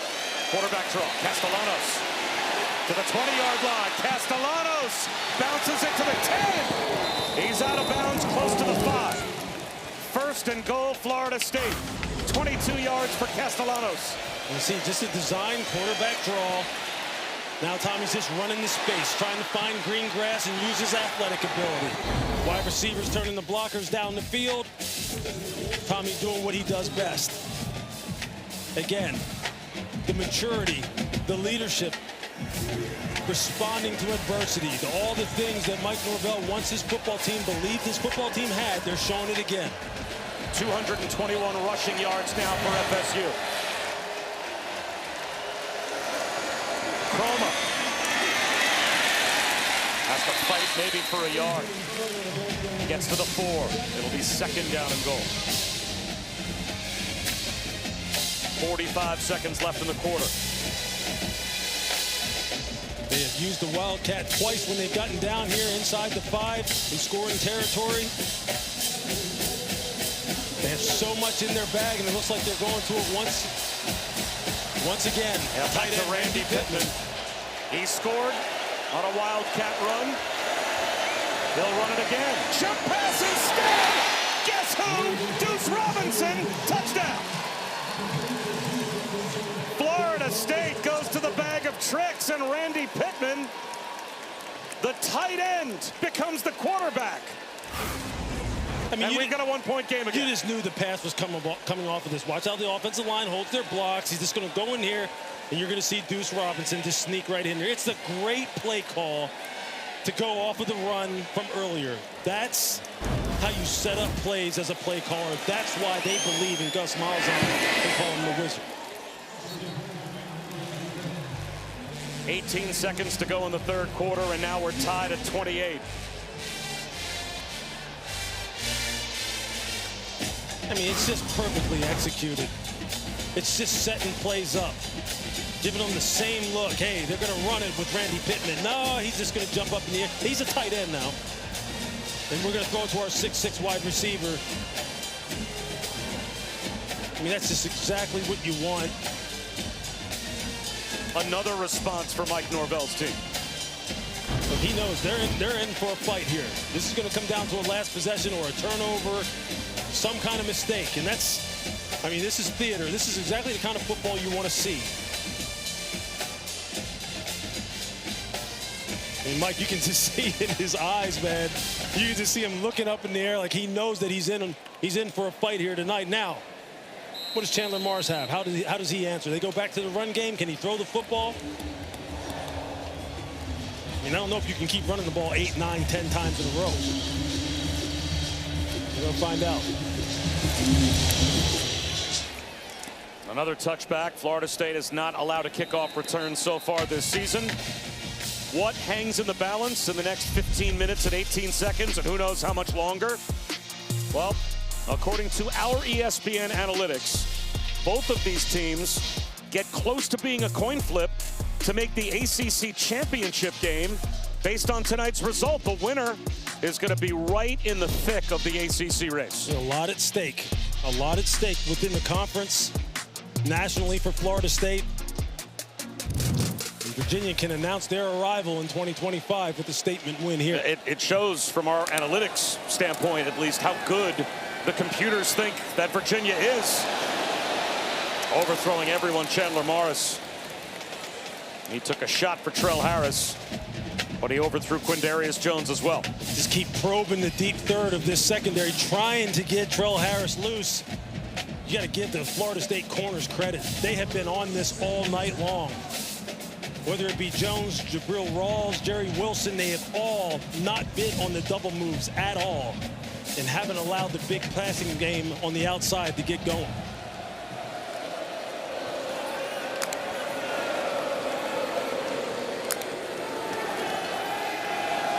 Chandler Morris scans the field, comes back to his right, and finds a wide open Eli Wood. And that will take us to the end of the third quarter. Guess the thumb's okay, huh? That was a rocket. Think the fourth quarter should be fun? This is where we want to be. I told him it's going to be a one-possession ball game. Hey, how fun is this? All right, let's go see if we can go win one. Thank you. Thank you. Well, Tony Elliott has so much faith in Chandler Morris. Of course, he's known him since he was about 7 years old. Chandler Morris's dad, Chad, was the offensive coordinator for Dabo Swinney at Clemson. He preceded Tony Elliott being the offensive coordinator at Clemson. And they'll run a trick play. So Darian Harrison, he's going to heave one, and it's incomplete. That might have been ill-advised when it wasn't there at first. They tried the backward pass, wide receiver bomb, and that was a risky throw. And I promise you, Tony Elliott and Des Kitchen, the offensive coordinator, were saying, don't you dare. Don't you. Okay, we're not calling that anymore. All right, you come over here, get a little Gatorade, and we'll just go back. And you can see the look on his face, like, come on now. Let's just keep to what we've been doing. Get this ball back in the hand of the running backs. And now it's Harrison Whaley's turn. To the 50-yard line for 4. So a big 3rd down and 6 to start the fourth quarter here for UVA. You see 6 of 8 tonight on 3rd down. Who haven't we heard from in this wide receiver core? How about Cam Ross, number 6? He's been electric in the slot for them this year. They haven't been able to find him on the outside or find him in the middle of the field and get him going.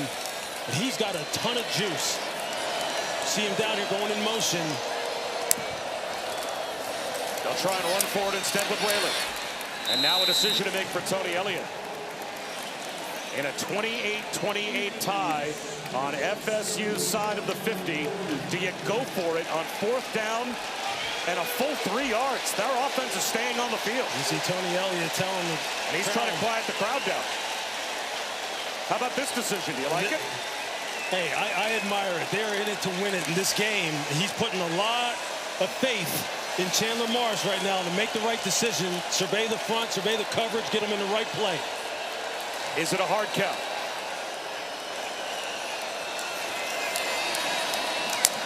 They'll snap it. Here comes a blitz. Morris finds the crosser. Guess who? Louis Riddick. You wondered where Cam Ross was. He just showed up on 4th down. I mean, that's just a great call. Again, they're getting a little bunch set at the top of the screen, and they just sneak Cam Ross underneath all the traffic, creates a natural pick, and then here he comes. You're going to see him come at the top of your screen. Just look him underneath. He loses his man-to-man coverage. That's just a great call by Clinching. Great call. Ross in motion again. They hand it instead to Taylor. Shaheem Brown came up and punished Jamari Taylor after a short game. Again, lean on this offensive line. Lean on the big guys up front. 3/5 of what you thought were going to be your starting offensive line are gone, and they're still running the football at an amazing clip against a huge Florida State defensive front. Now the left side of the offensive line, Mikhail Boley, Noah Josie, those guys starters from the beginning of the season. But from center over to the right-hand side, it's been a juggling act because of injuries. Taylor, nowhere to go. That time behind the line of scrimmage, he was dragged down by Edwin Joseph. So now it's 3rd down and long. 3rd and at least 9, close to 10.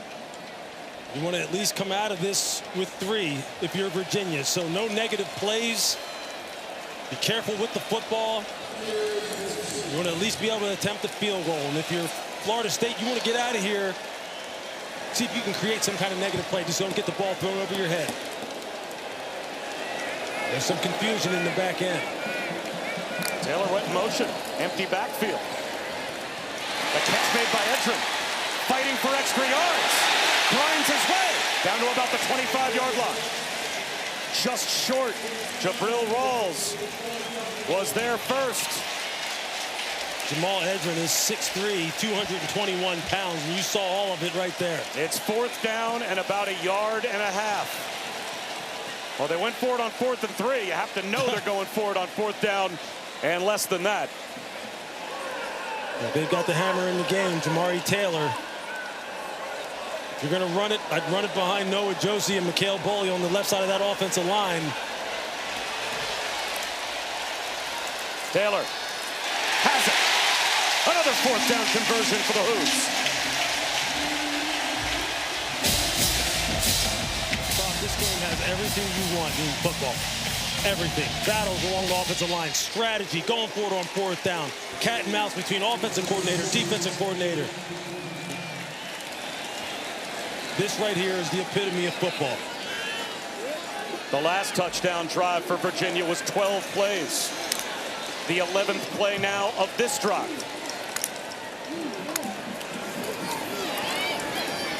Back for Whaley.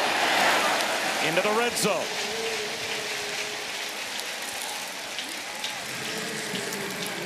The offensive line taking over this game. And it was concern number 1 for Tony Elliott when we talked to him. How are we going to handle the length of this defensive front? Just look how big. Just look on your screen. You see the size of Florida State's defensive line. And his big guys up front are responding. They are getting bodies on bodies, getting people turned and creating seams.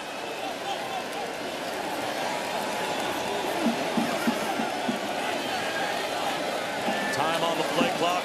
It's down to 5. And now motion.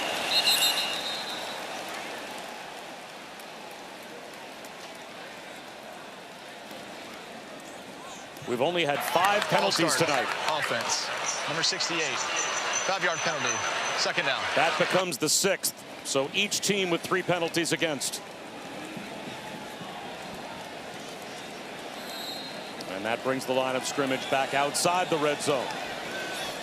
2nd down and long. 2nd and 11.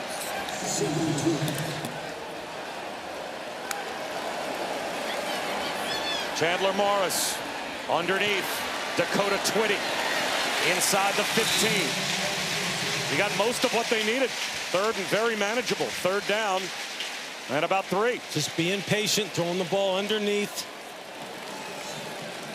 Florida State secondary playing for the deep balls down the field, making sure they keep everything in front and just rally up and tackle. It's time-consuming, efficient football.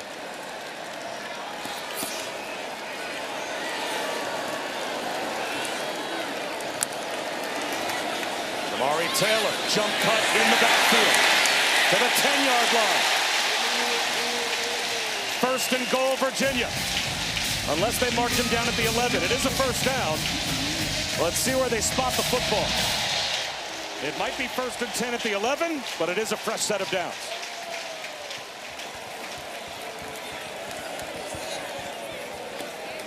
So they can get another first down inside the 1.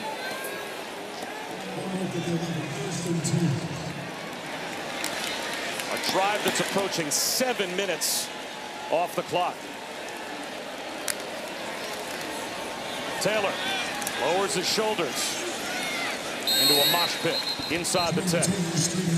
Yeah, we've seen this at the NFL level. We see it at the college level. You see it at the high school level. The effect that this kind of drive, especially when you're running the football like this, what it does to the morale of your football team. When you just can't slow it down and the clock is just ticking. I mean, it's amazing what is happening here considering the deficiencies. And you see Tony White, the defensive coordinator for Florida State, just going deep into his bag, trying to figure out how to get this slowed down. Morris pulls it. Chandler Morris has a hat trick. His third rushing touchdown of the night. A flag thrown, though, behind the play. It's coming back. Holding. Offense. Number 6. 10-yard penalty. Second down. Pam Ross called for a hold, and the wry smile from the head coach. Yeah, you can see it out on the perimeter. He was about to lose the defensive back. You can see him right here. He grabbed, you see the right hand from Shaheem Brown. Just trying to free his guy up for a touchdown. And sometimes you can live with that as a coach. I mean, you don't want that obviously to happen on a touchdown run, but you understand what your guy's trying to do. So now second down and 14. Back at the 15.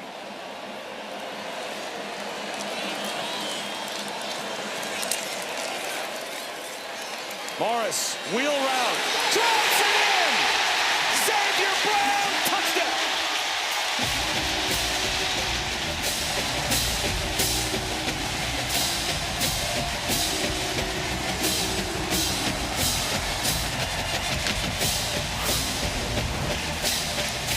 Just running the wheel route. Look, he's chasing from the get-go because he's having to peel and pick up the back. And you see right there, when you see a defender put his arm out like that, the reason why he's putting it out is because he knows he's out-leveraged and he's going to lose the foot race battle, and he's trying to slow him down. Great play call once again by Des Kitchens. Lewis. Just a methodical drive. 16 plays, 75 yards. I mean, it just takes the life out of you, and it was just so efficient. A lot of maturity. 14 minutes and 11 seconds time of possession on those two drives combined. Keep saying it. It just takes so much out of you defensively and infuses your team with confidence that you can snatch the wheel from your opponent if you want to, and they know it's coming. That's how you want to play football at the highest level.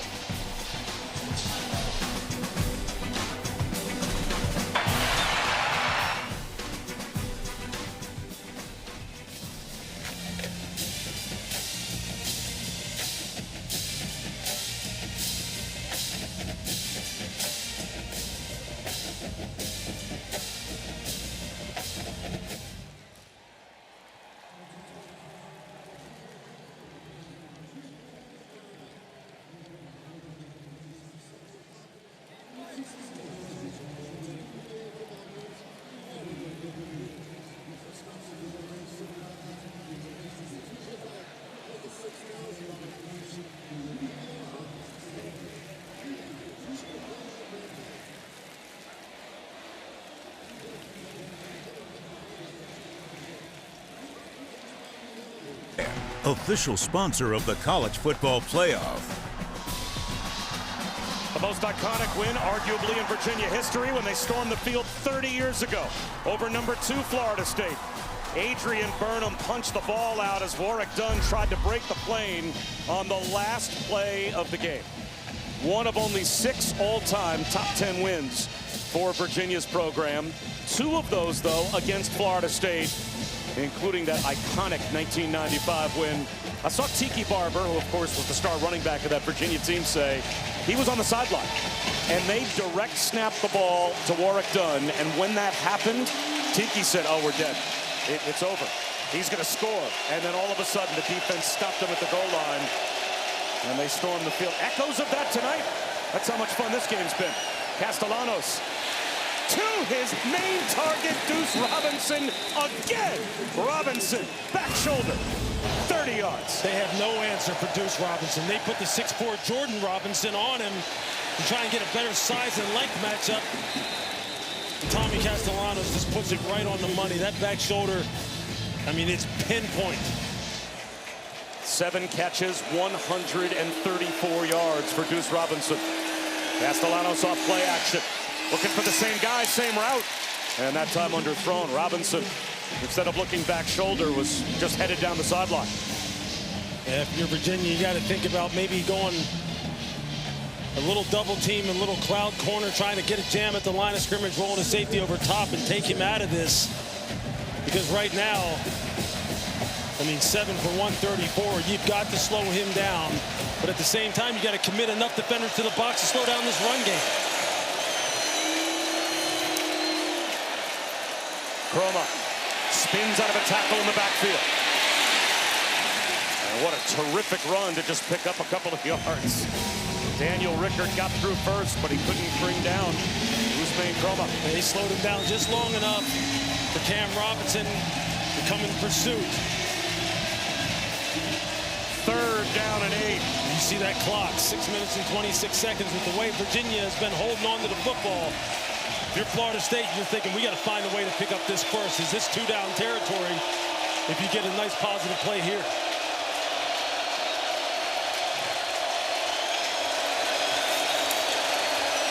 Four-man rush. Crosser is there. Short of the first down. They rally to bring down Makai Danzy. 4th down and 2. And here it is. This is what we're just talking about. You get a nice positive gain, get yourself in 4th and short. It's got to be 2-down territory. And now, you see they're bringing in speed. Here comes Squirrel White, number 4, coming onto the field.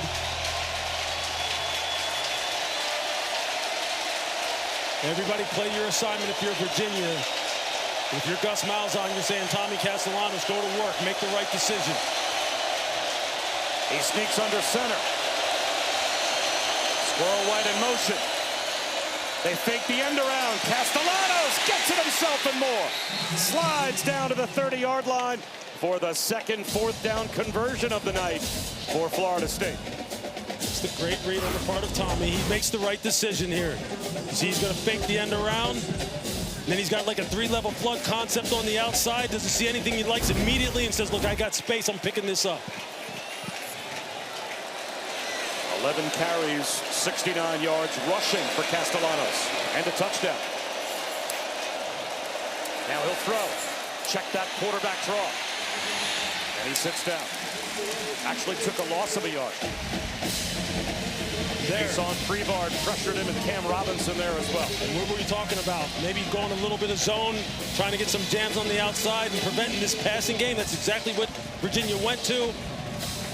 Everybody was covered up. Tommy had to pull the ball down. And as you pointed out, he takes a loss on the play. So that's a major win right there for Virginia in this 2nd and long situation.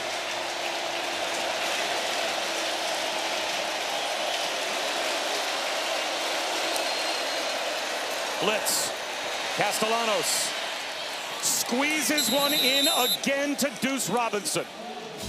About a yard, maybe a yard and a half shy of the 1st down. Here they come with a 5-man pressure. You get one-on-one on the outside. Castellanos reads it perfectly. He goes, bingo, I've got one-on-one again to my guy, Deuce Robinson, who is just having a career type of night.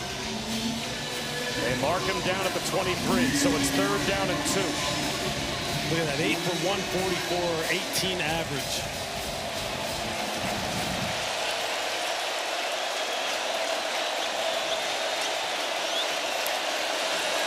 Croma bouncing off contact at the line of scrimmage. He's short. 4th down and 1. Florida State's 2 for 2 on 4th down, and they'll have to try it again. 3:15 to go. See him bringing in the big boys, some extra tight ends. You see Amari Williams, 40 coming in, 18 Landon Thomas.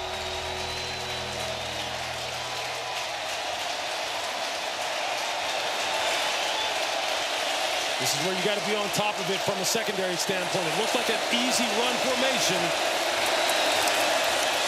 Play fake for Castellanos. He's in trouble. To the sideline. Underthrown. Possibly intercepted. It doesn't matter.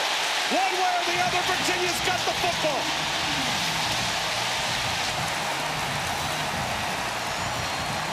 Cam Robinson didn't buy the fake. He pressured Castellanos. I mean, this is perfect. I said, as a secondary, you have to be on it, meaning keep your eyes on your work. They brought in the big people, making you think they're going to run it, but they... Florida State has their timeouts. The 2-minute timeout is there to help them as well, but they need a 3 and out.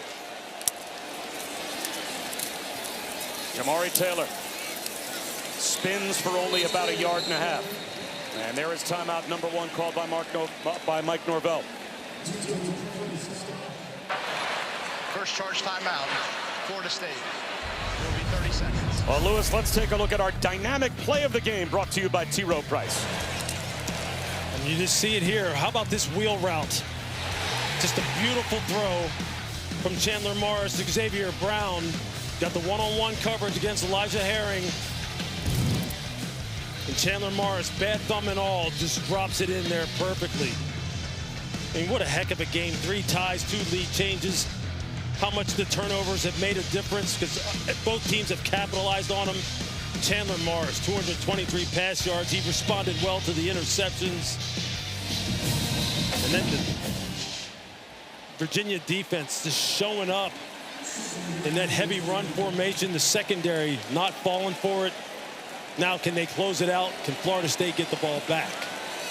There might be some traffic on the field if Virginia holds on.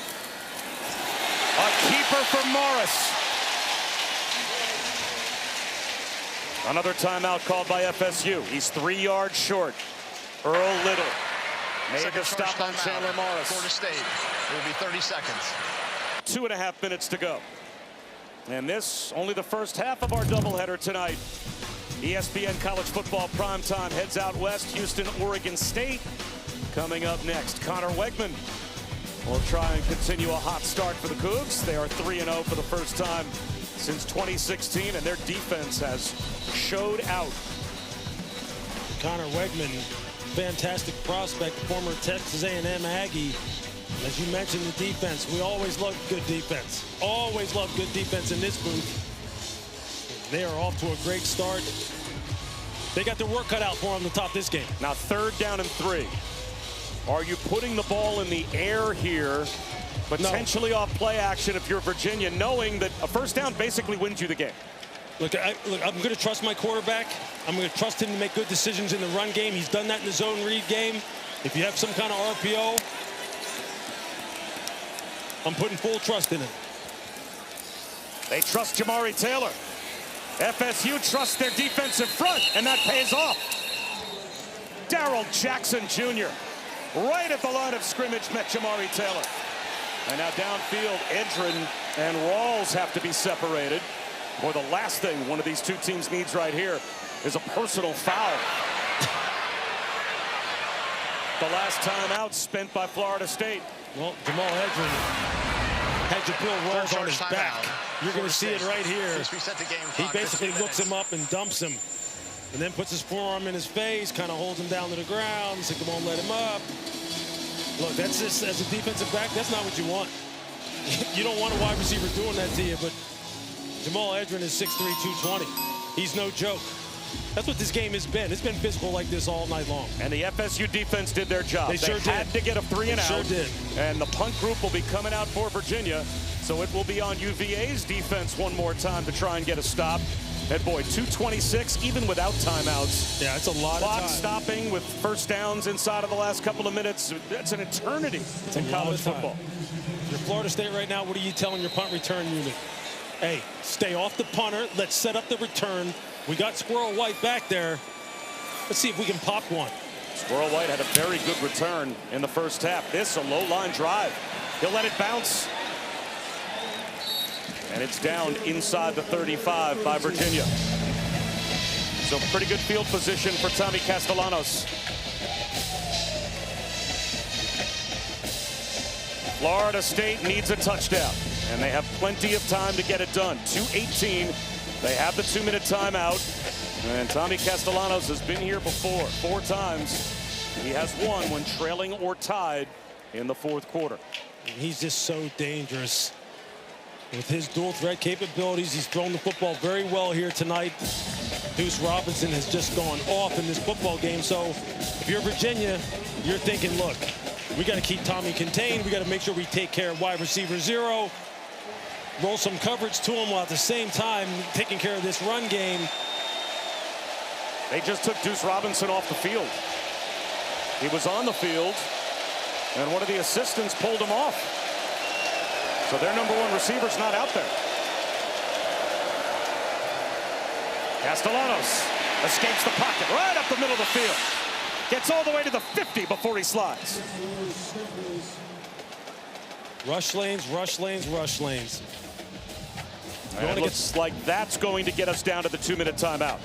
They can't get another snap off before the 2-minute. This is the 2-minute timeout. Can Florida State tie the game? They've got 2 minutes to get it done.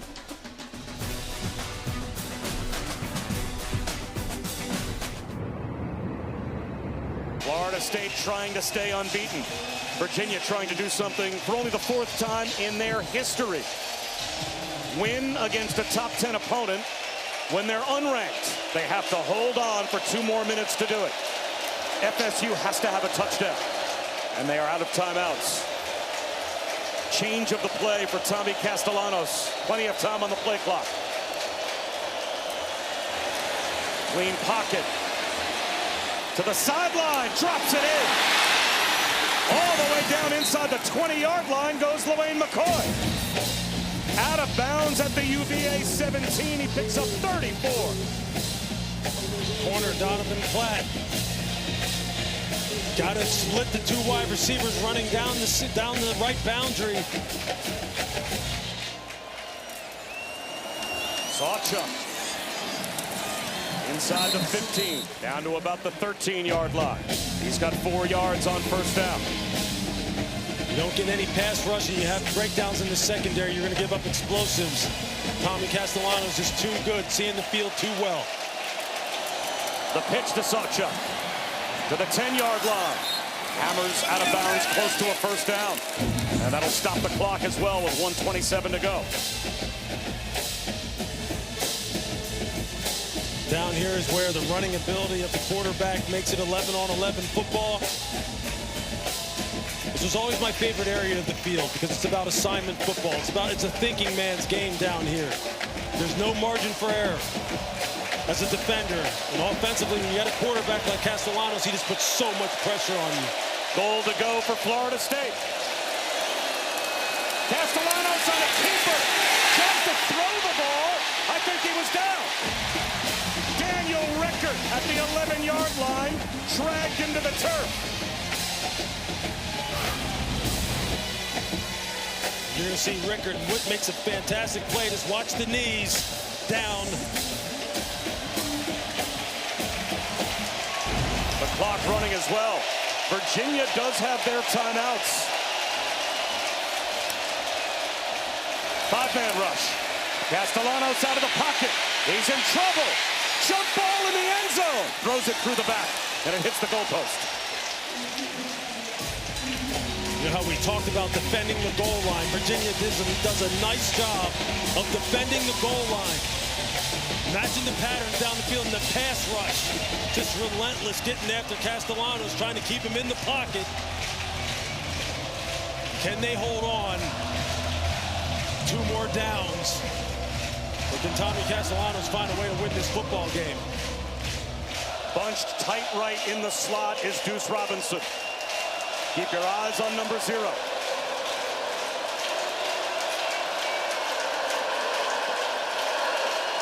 Virginia with a 5-man blitz. Castellanos off his back foot again for Robinson. No. Overthrew it. And that time Prevar had him blanketed. It comes down to this. 4th down and goal from the 11. Real good job of zone coverage. Picking up the patterns, matching them down the field, rushing with lane integrity. They brought 5, trying to get some pressure on the quarterback. They're trying to balance pass rush with coverage. You can't give Castellanos all day long. Deuce Robinson now solo right. There you see him at the top of the screen right there. They got 2 guys over there. They got a corner and a safety shading to him. They bring another blitz. Castellanos on the move. Castellanos into the end zone. Diving attempt. Touchdown! Randy Pittman, the tight end, traps it. Florida State a point after away from a tie. What a catch by Pittman. And what an incredible throw. Castellano got drilled after he let this ball go. You see Pittman got his elbows underneath. Ball doesn't look like it's moving. And that's the key. The ball can touch the ground if the receiver is deemed to have full control of it. It doesn't look like it moved at all. That's a heck of an effort by Randy Pittman, returning from injury. It looked like he trapped it right to his chest. Sure did. Castellanos got drilled, rolling to his left, and puts it right where it needs to be.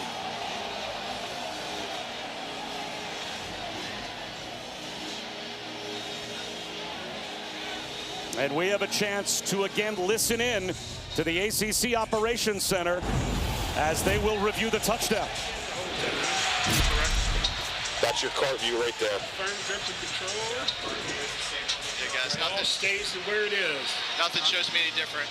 I agree. So right now, based off of this, the ruling on the field is upheld. Copy that. I'm good. Yeah, one more coming in. One more coming in. We're good. Oh, wait, hold on. One more coming in. One more coming in, Something Nate. is coming in. I got it. Something coming in. Program, one moment. It's the handheld on that goal line. Got it. Hold on. Let's just take a look here.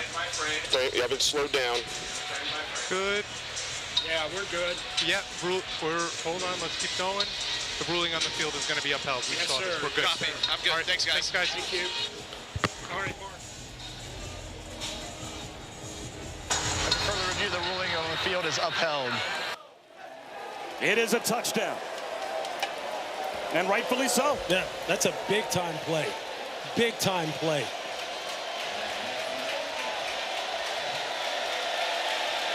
So Weinberg for the point after.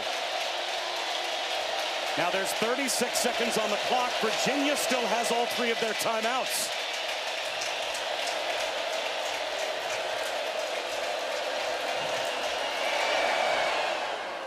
But we are now tied again. What a response again by Florida State.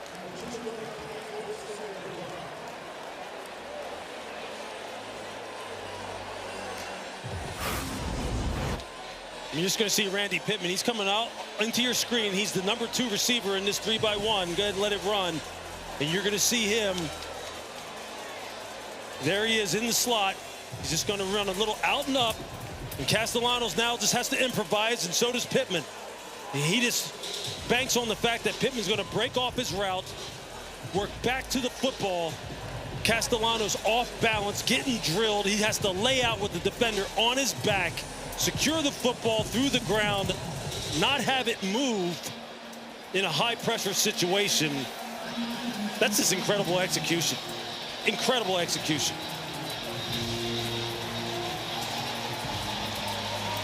That's as gutsy as it gets. It sure is.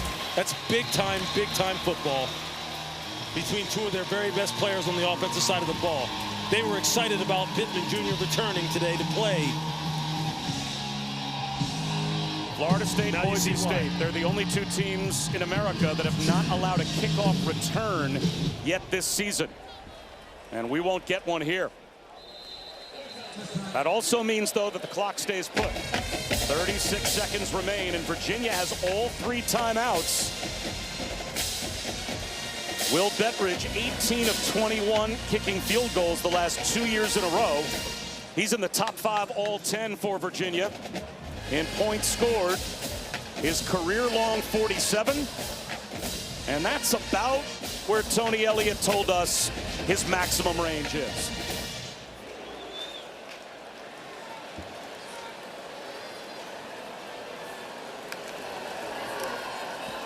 They run it with Jamari Taylor.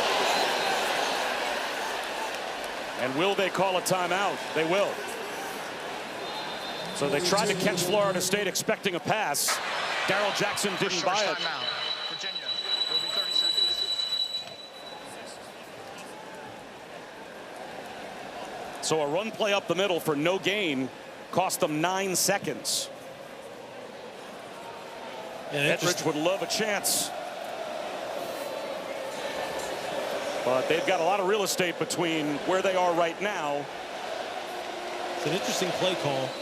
I think the fans are screaming. They were thinking maybe it was a face mask. A little bit of a high tackle. You're just kind of wondering what was going on there as far as the play call. What's Tony Elliott thinking right here? Now you got 2nd and long. You got to work the boundaries, work the passing game. Make good decisions if you're Chandler Morris, if you're going to try and win this game in regulation. And got all your timeouts, so the whole field is at your disposal. He's out of the pocket. He's going to take off and run. There goes Chandler Morris. Across the 40-yard line. And now, it makes you wonder, again, what was the point of running the football on first down? I mean, this is the kind of thing you got to trust your quarterback to do. Make good decisions, use his legs if necessary, take what's there. Work the sidelines. You have the timeouts.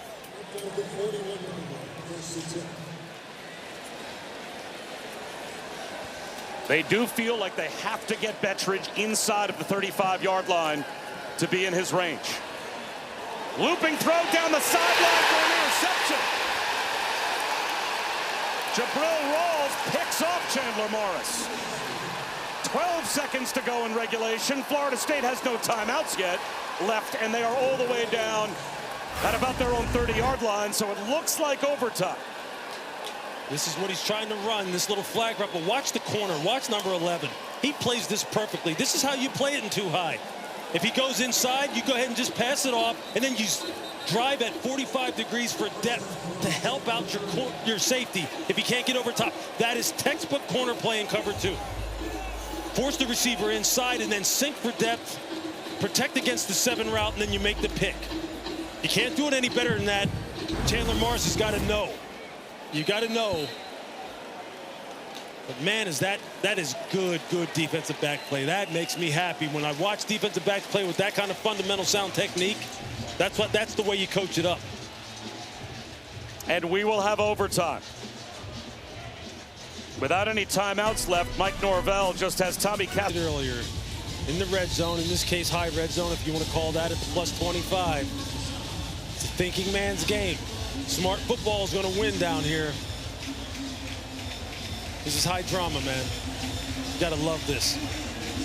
And Tommy Castellanos in the backfield with a true freshman tailback in Ousmane Kroma to start overtime.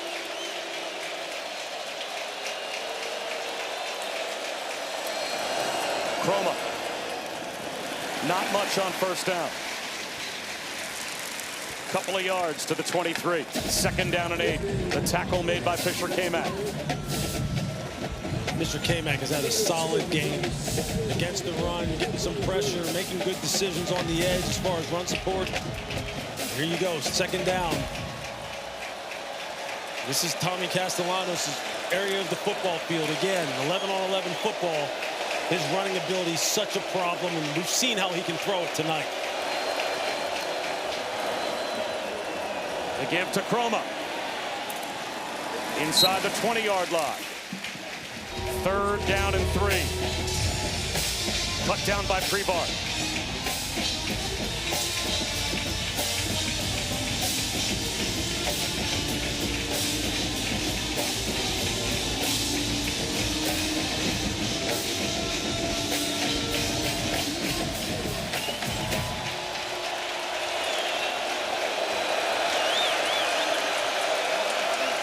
Castellano sneaks under center. Fakes the jet sweep. The throwback, underthrown and incomplete. He tried to set up Sacha. Now it's 4th down and 3. And it looks like Mike Norvell, for the first time tonight, is going to send out the field goal group. But check that they missed a field goal earlier. This is the second try for Weinberg, but from closer. That may have scored. You had big Jameer Carter trying to get out there on that screen, giving it all he got. Wow. 36 yards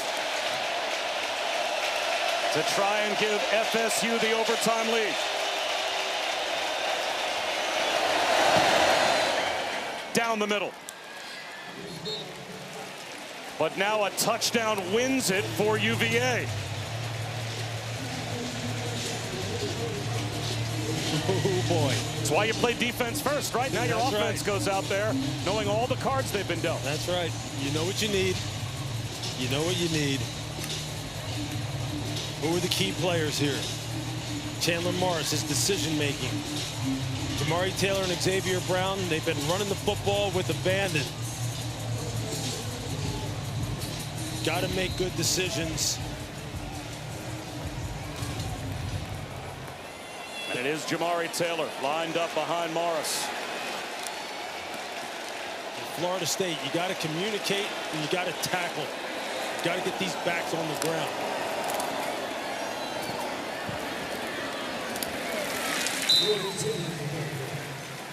Modest gain of close to 3 on 1st down for Jamari Taylor. Deontay McCray made the tackle.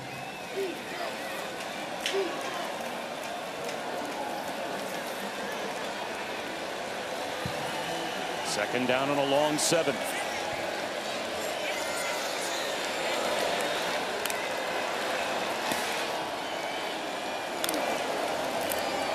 Taylor again. Into a wall of bodies at the line of scrimmage. It'll be 3rd down. Deontay McCray again led the charge for FSU. Now you figure they're going to put the ball up in the air. Here comes Cam Ross onto the football field. The dynamic slot player. It's 3rd and a little bit longer, 3rd and 7. What kind of coverage are you anticipating? You're going to get some man coverage, getting a bunch set, try and get a natural pick route. That's what it looks like they're lined up at the top of the screen. Maybe anticipating some man coverage. Here's a blitz. Spinning out, Chandler Morris. On the move across his body. Getting mugged inside the 10-yard line, knocked down Dakota 20. The entire Virginia sideline exploding, hoping for a flag. Nothing comes out, and here comes the field goal group. You're going to see Twitty going across your screen. Let's take a look at it here on the replay. As he contacted early, you see Shaheem Brown. Looks like he may have gotten there early. Wasn't looking for the football. So Bettridge to try and tie it. And now a timeout called by Florida State before the field goal. Florida State will be 30 seconds. As they will try and ice Will Bettridge.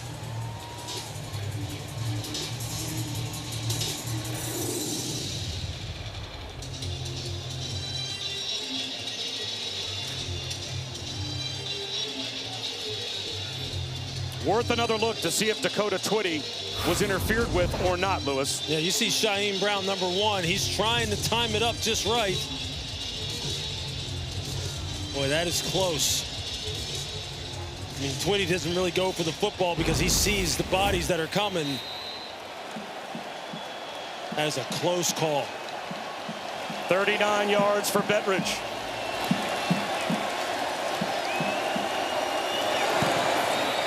And he converts, and we play on. We will step aside for 60 seconds and come back with overtime number 2. Timeout on the field.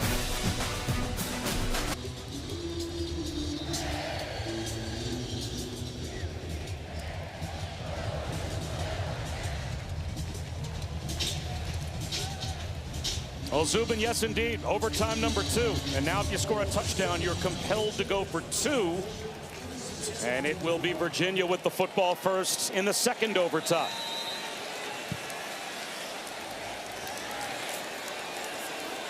Xavier Brown now the tailback. Rolling out Morris. Underneath. The catch made by Cam Ross. He picks up 6 down to the 19-yard line. Jerry Wilson wrapped him up. And now they're going to play with some tempo here in overtime. Trying to keep the FSU defense on the field.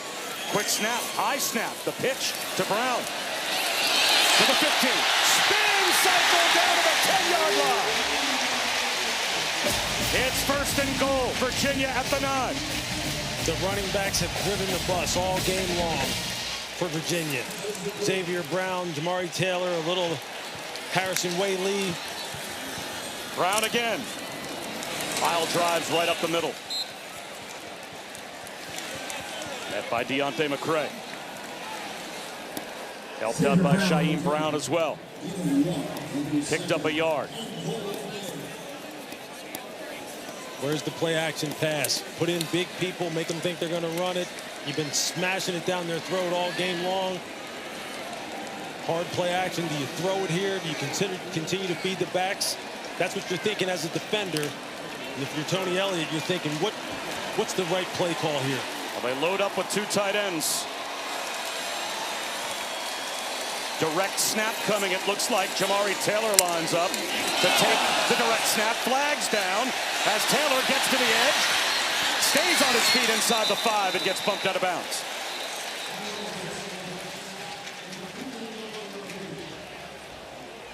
You get offsides, Florida State. That's what Tony Elliott thinks. Defense. Tony is half the distance to the goal. It's still 2nd down. So they basically get the same number of yards that Taylor just gained, but they also get the down back. Yeah, it's Jabril Rawls. He's trying to get a jump on it.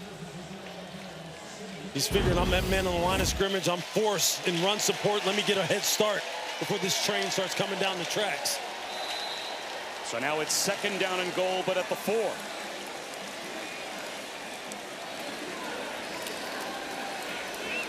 Again, 2 tight ends.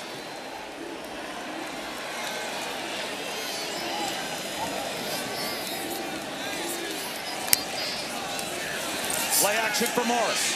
Rolling out. Tucks it under. Hunting the pylon. He got there. Touchdown.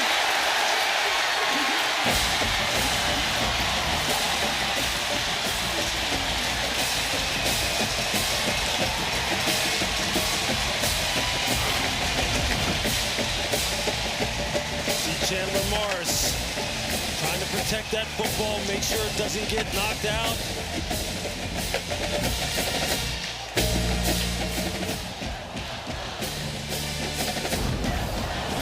Looks like a touchdown. Now Virginia sent their point after group out. It's the 2nd overtime. You have to put your offense back on the field because now you have to go for 2. They sent their extra point group out. And Mike Norvell is wondering why they reset the play clock, because Virginia sent the wrong personnel group on the field. Chris? Yeah, as soon as they scored, Tony Elliott held up one hand and they had 1 finger to all run out there, and he's looking at his staff being like, I thought it was the 3rd overtime, not the 2nd. So you have to go for 2 in overtime number 2. And Mike Norvell was upset, I think rightfully so, because they reset the play clock and allowed the offense to come back out. So here's the 2-point try. Morris to throw. Into the end zone. Crossing in the back of the end zone with a flag out. They've got the 2-point play. Trell Harris tight-roped the back line. We'll have to check the marker. I think you're going to get defensive holding, pass interference on Florida State. Holding. Defense. And 11. Change the time. Special play. Decides goal.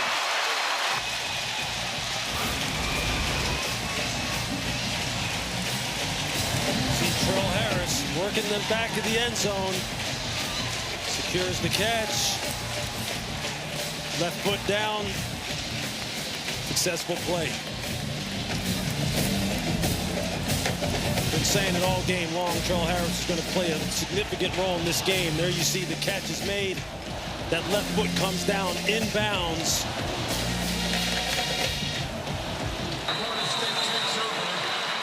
Really on the field was excessive. successful two-point conversion is under further review. Well, we would think this would probably be a pretty quick review. Again, the catch, it's secured. And let's hear what they're saying again in the ACC Operations Center.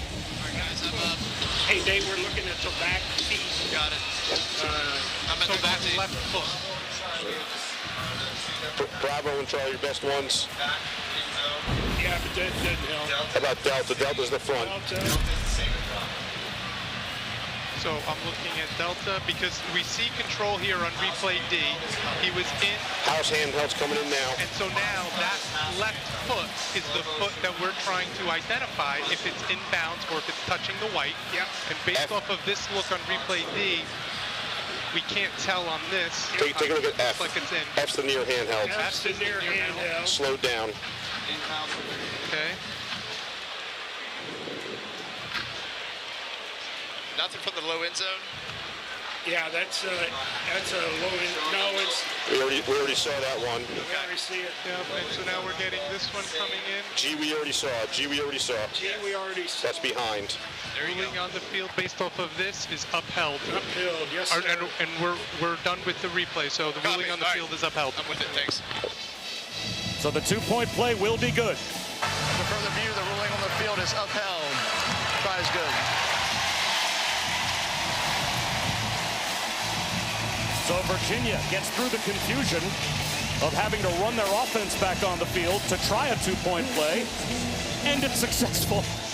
And now they've got the full 8-point lead. So now Florida State knows exactly what they need. How fortunate is Tony Elliott to have the time to still get his offensive personnel on the field and not get a delay of game penalty. So Castellanos back to work. Play action, screen out to the right, Robinson. Only about 3 yards. And remember, Florida State, when they lost the toss and knew they had to start on offense, they chose to go down towards the alums at the other end of the stadium to begin overtime. Now, they are trying to run their offense right into the student section. With the band right off there behind their bench.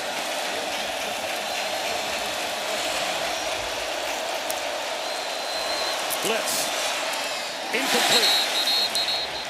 Pittman couldn't haul it in.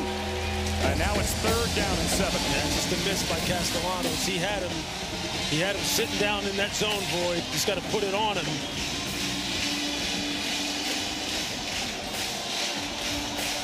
But obviously everything here is 2 down, so now you just got to figure out how to convert and get a fresh set of downs to get this ball in the end zone.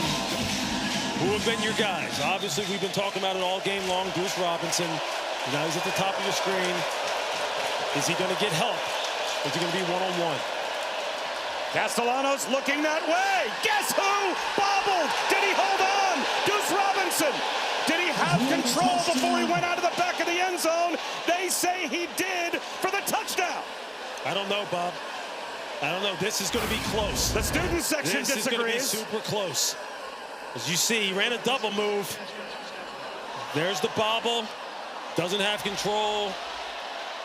Doesn't have control. Ball still bouncing around. I think his foot winds up hitting the back of the end zone.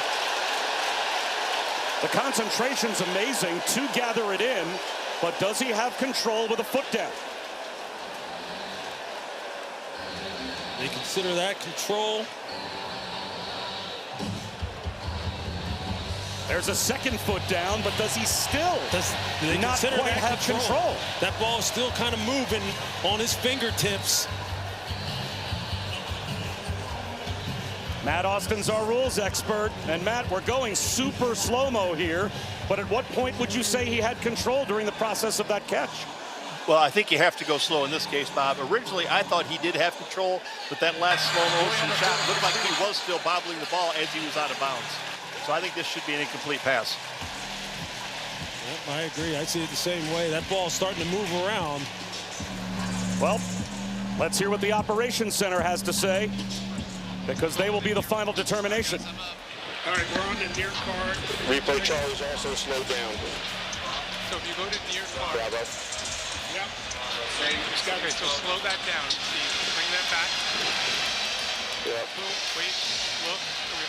Okay. everything from TV is slowed down. Yes, I hear you. So what here is, we're going to try to see that there is control.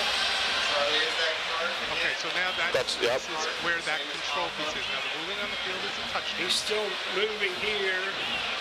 Still moving. Bring that back. Moving.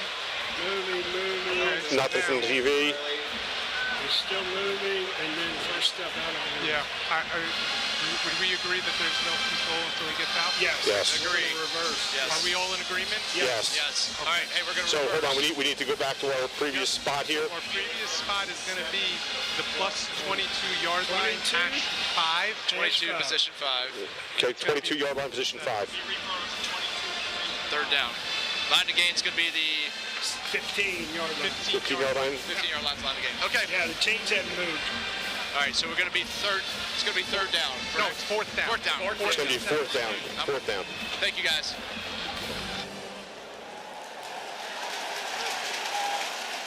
After further review, pass was incomplete.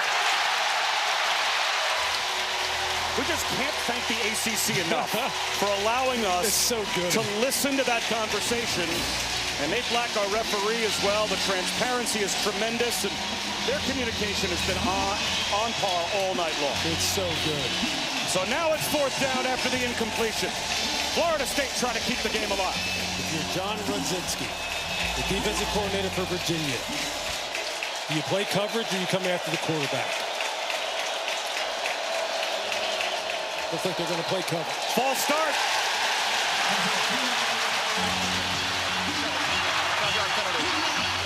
A student section induced false start. Well, now it's 4th and 12.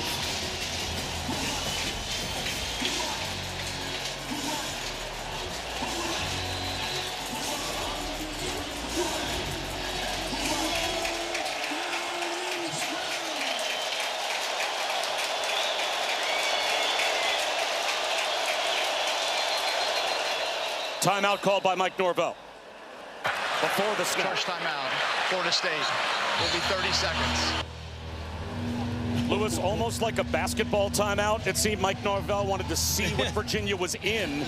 For sure. And maybe there was going to be a blitz, and he realized it and called timeout. But this, the crucial decision a moment ago, and I think the right decision, right? No question. It was a perfect route. Little stutter go. You know they're going to their guy. He's been eating all night long. Just got to look it in and secure the catch, and we're already on to maybe a third overtime. But now, I mean, here it is. If you're Virginia, you've got to make sure you take care of him. You can't let zero beat you. You got to rush with lane integrity. This is going to be about Tommy Castellanos. Do his feet come into play here? He's going to have to scramble for this. They're going to take away his #1 option. You got to take away his #1 option. Play some zone, keep some eyes on the quarterback. This is high drama. I mean, this is theater right here. 4th down and 12 to keep the game alive in overtime #2. Here comes the blitz. Castellanos in trouble. Heaves one towards the end zone. Intercepted. It's over. Virginia has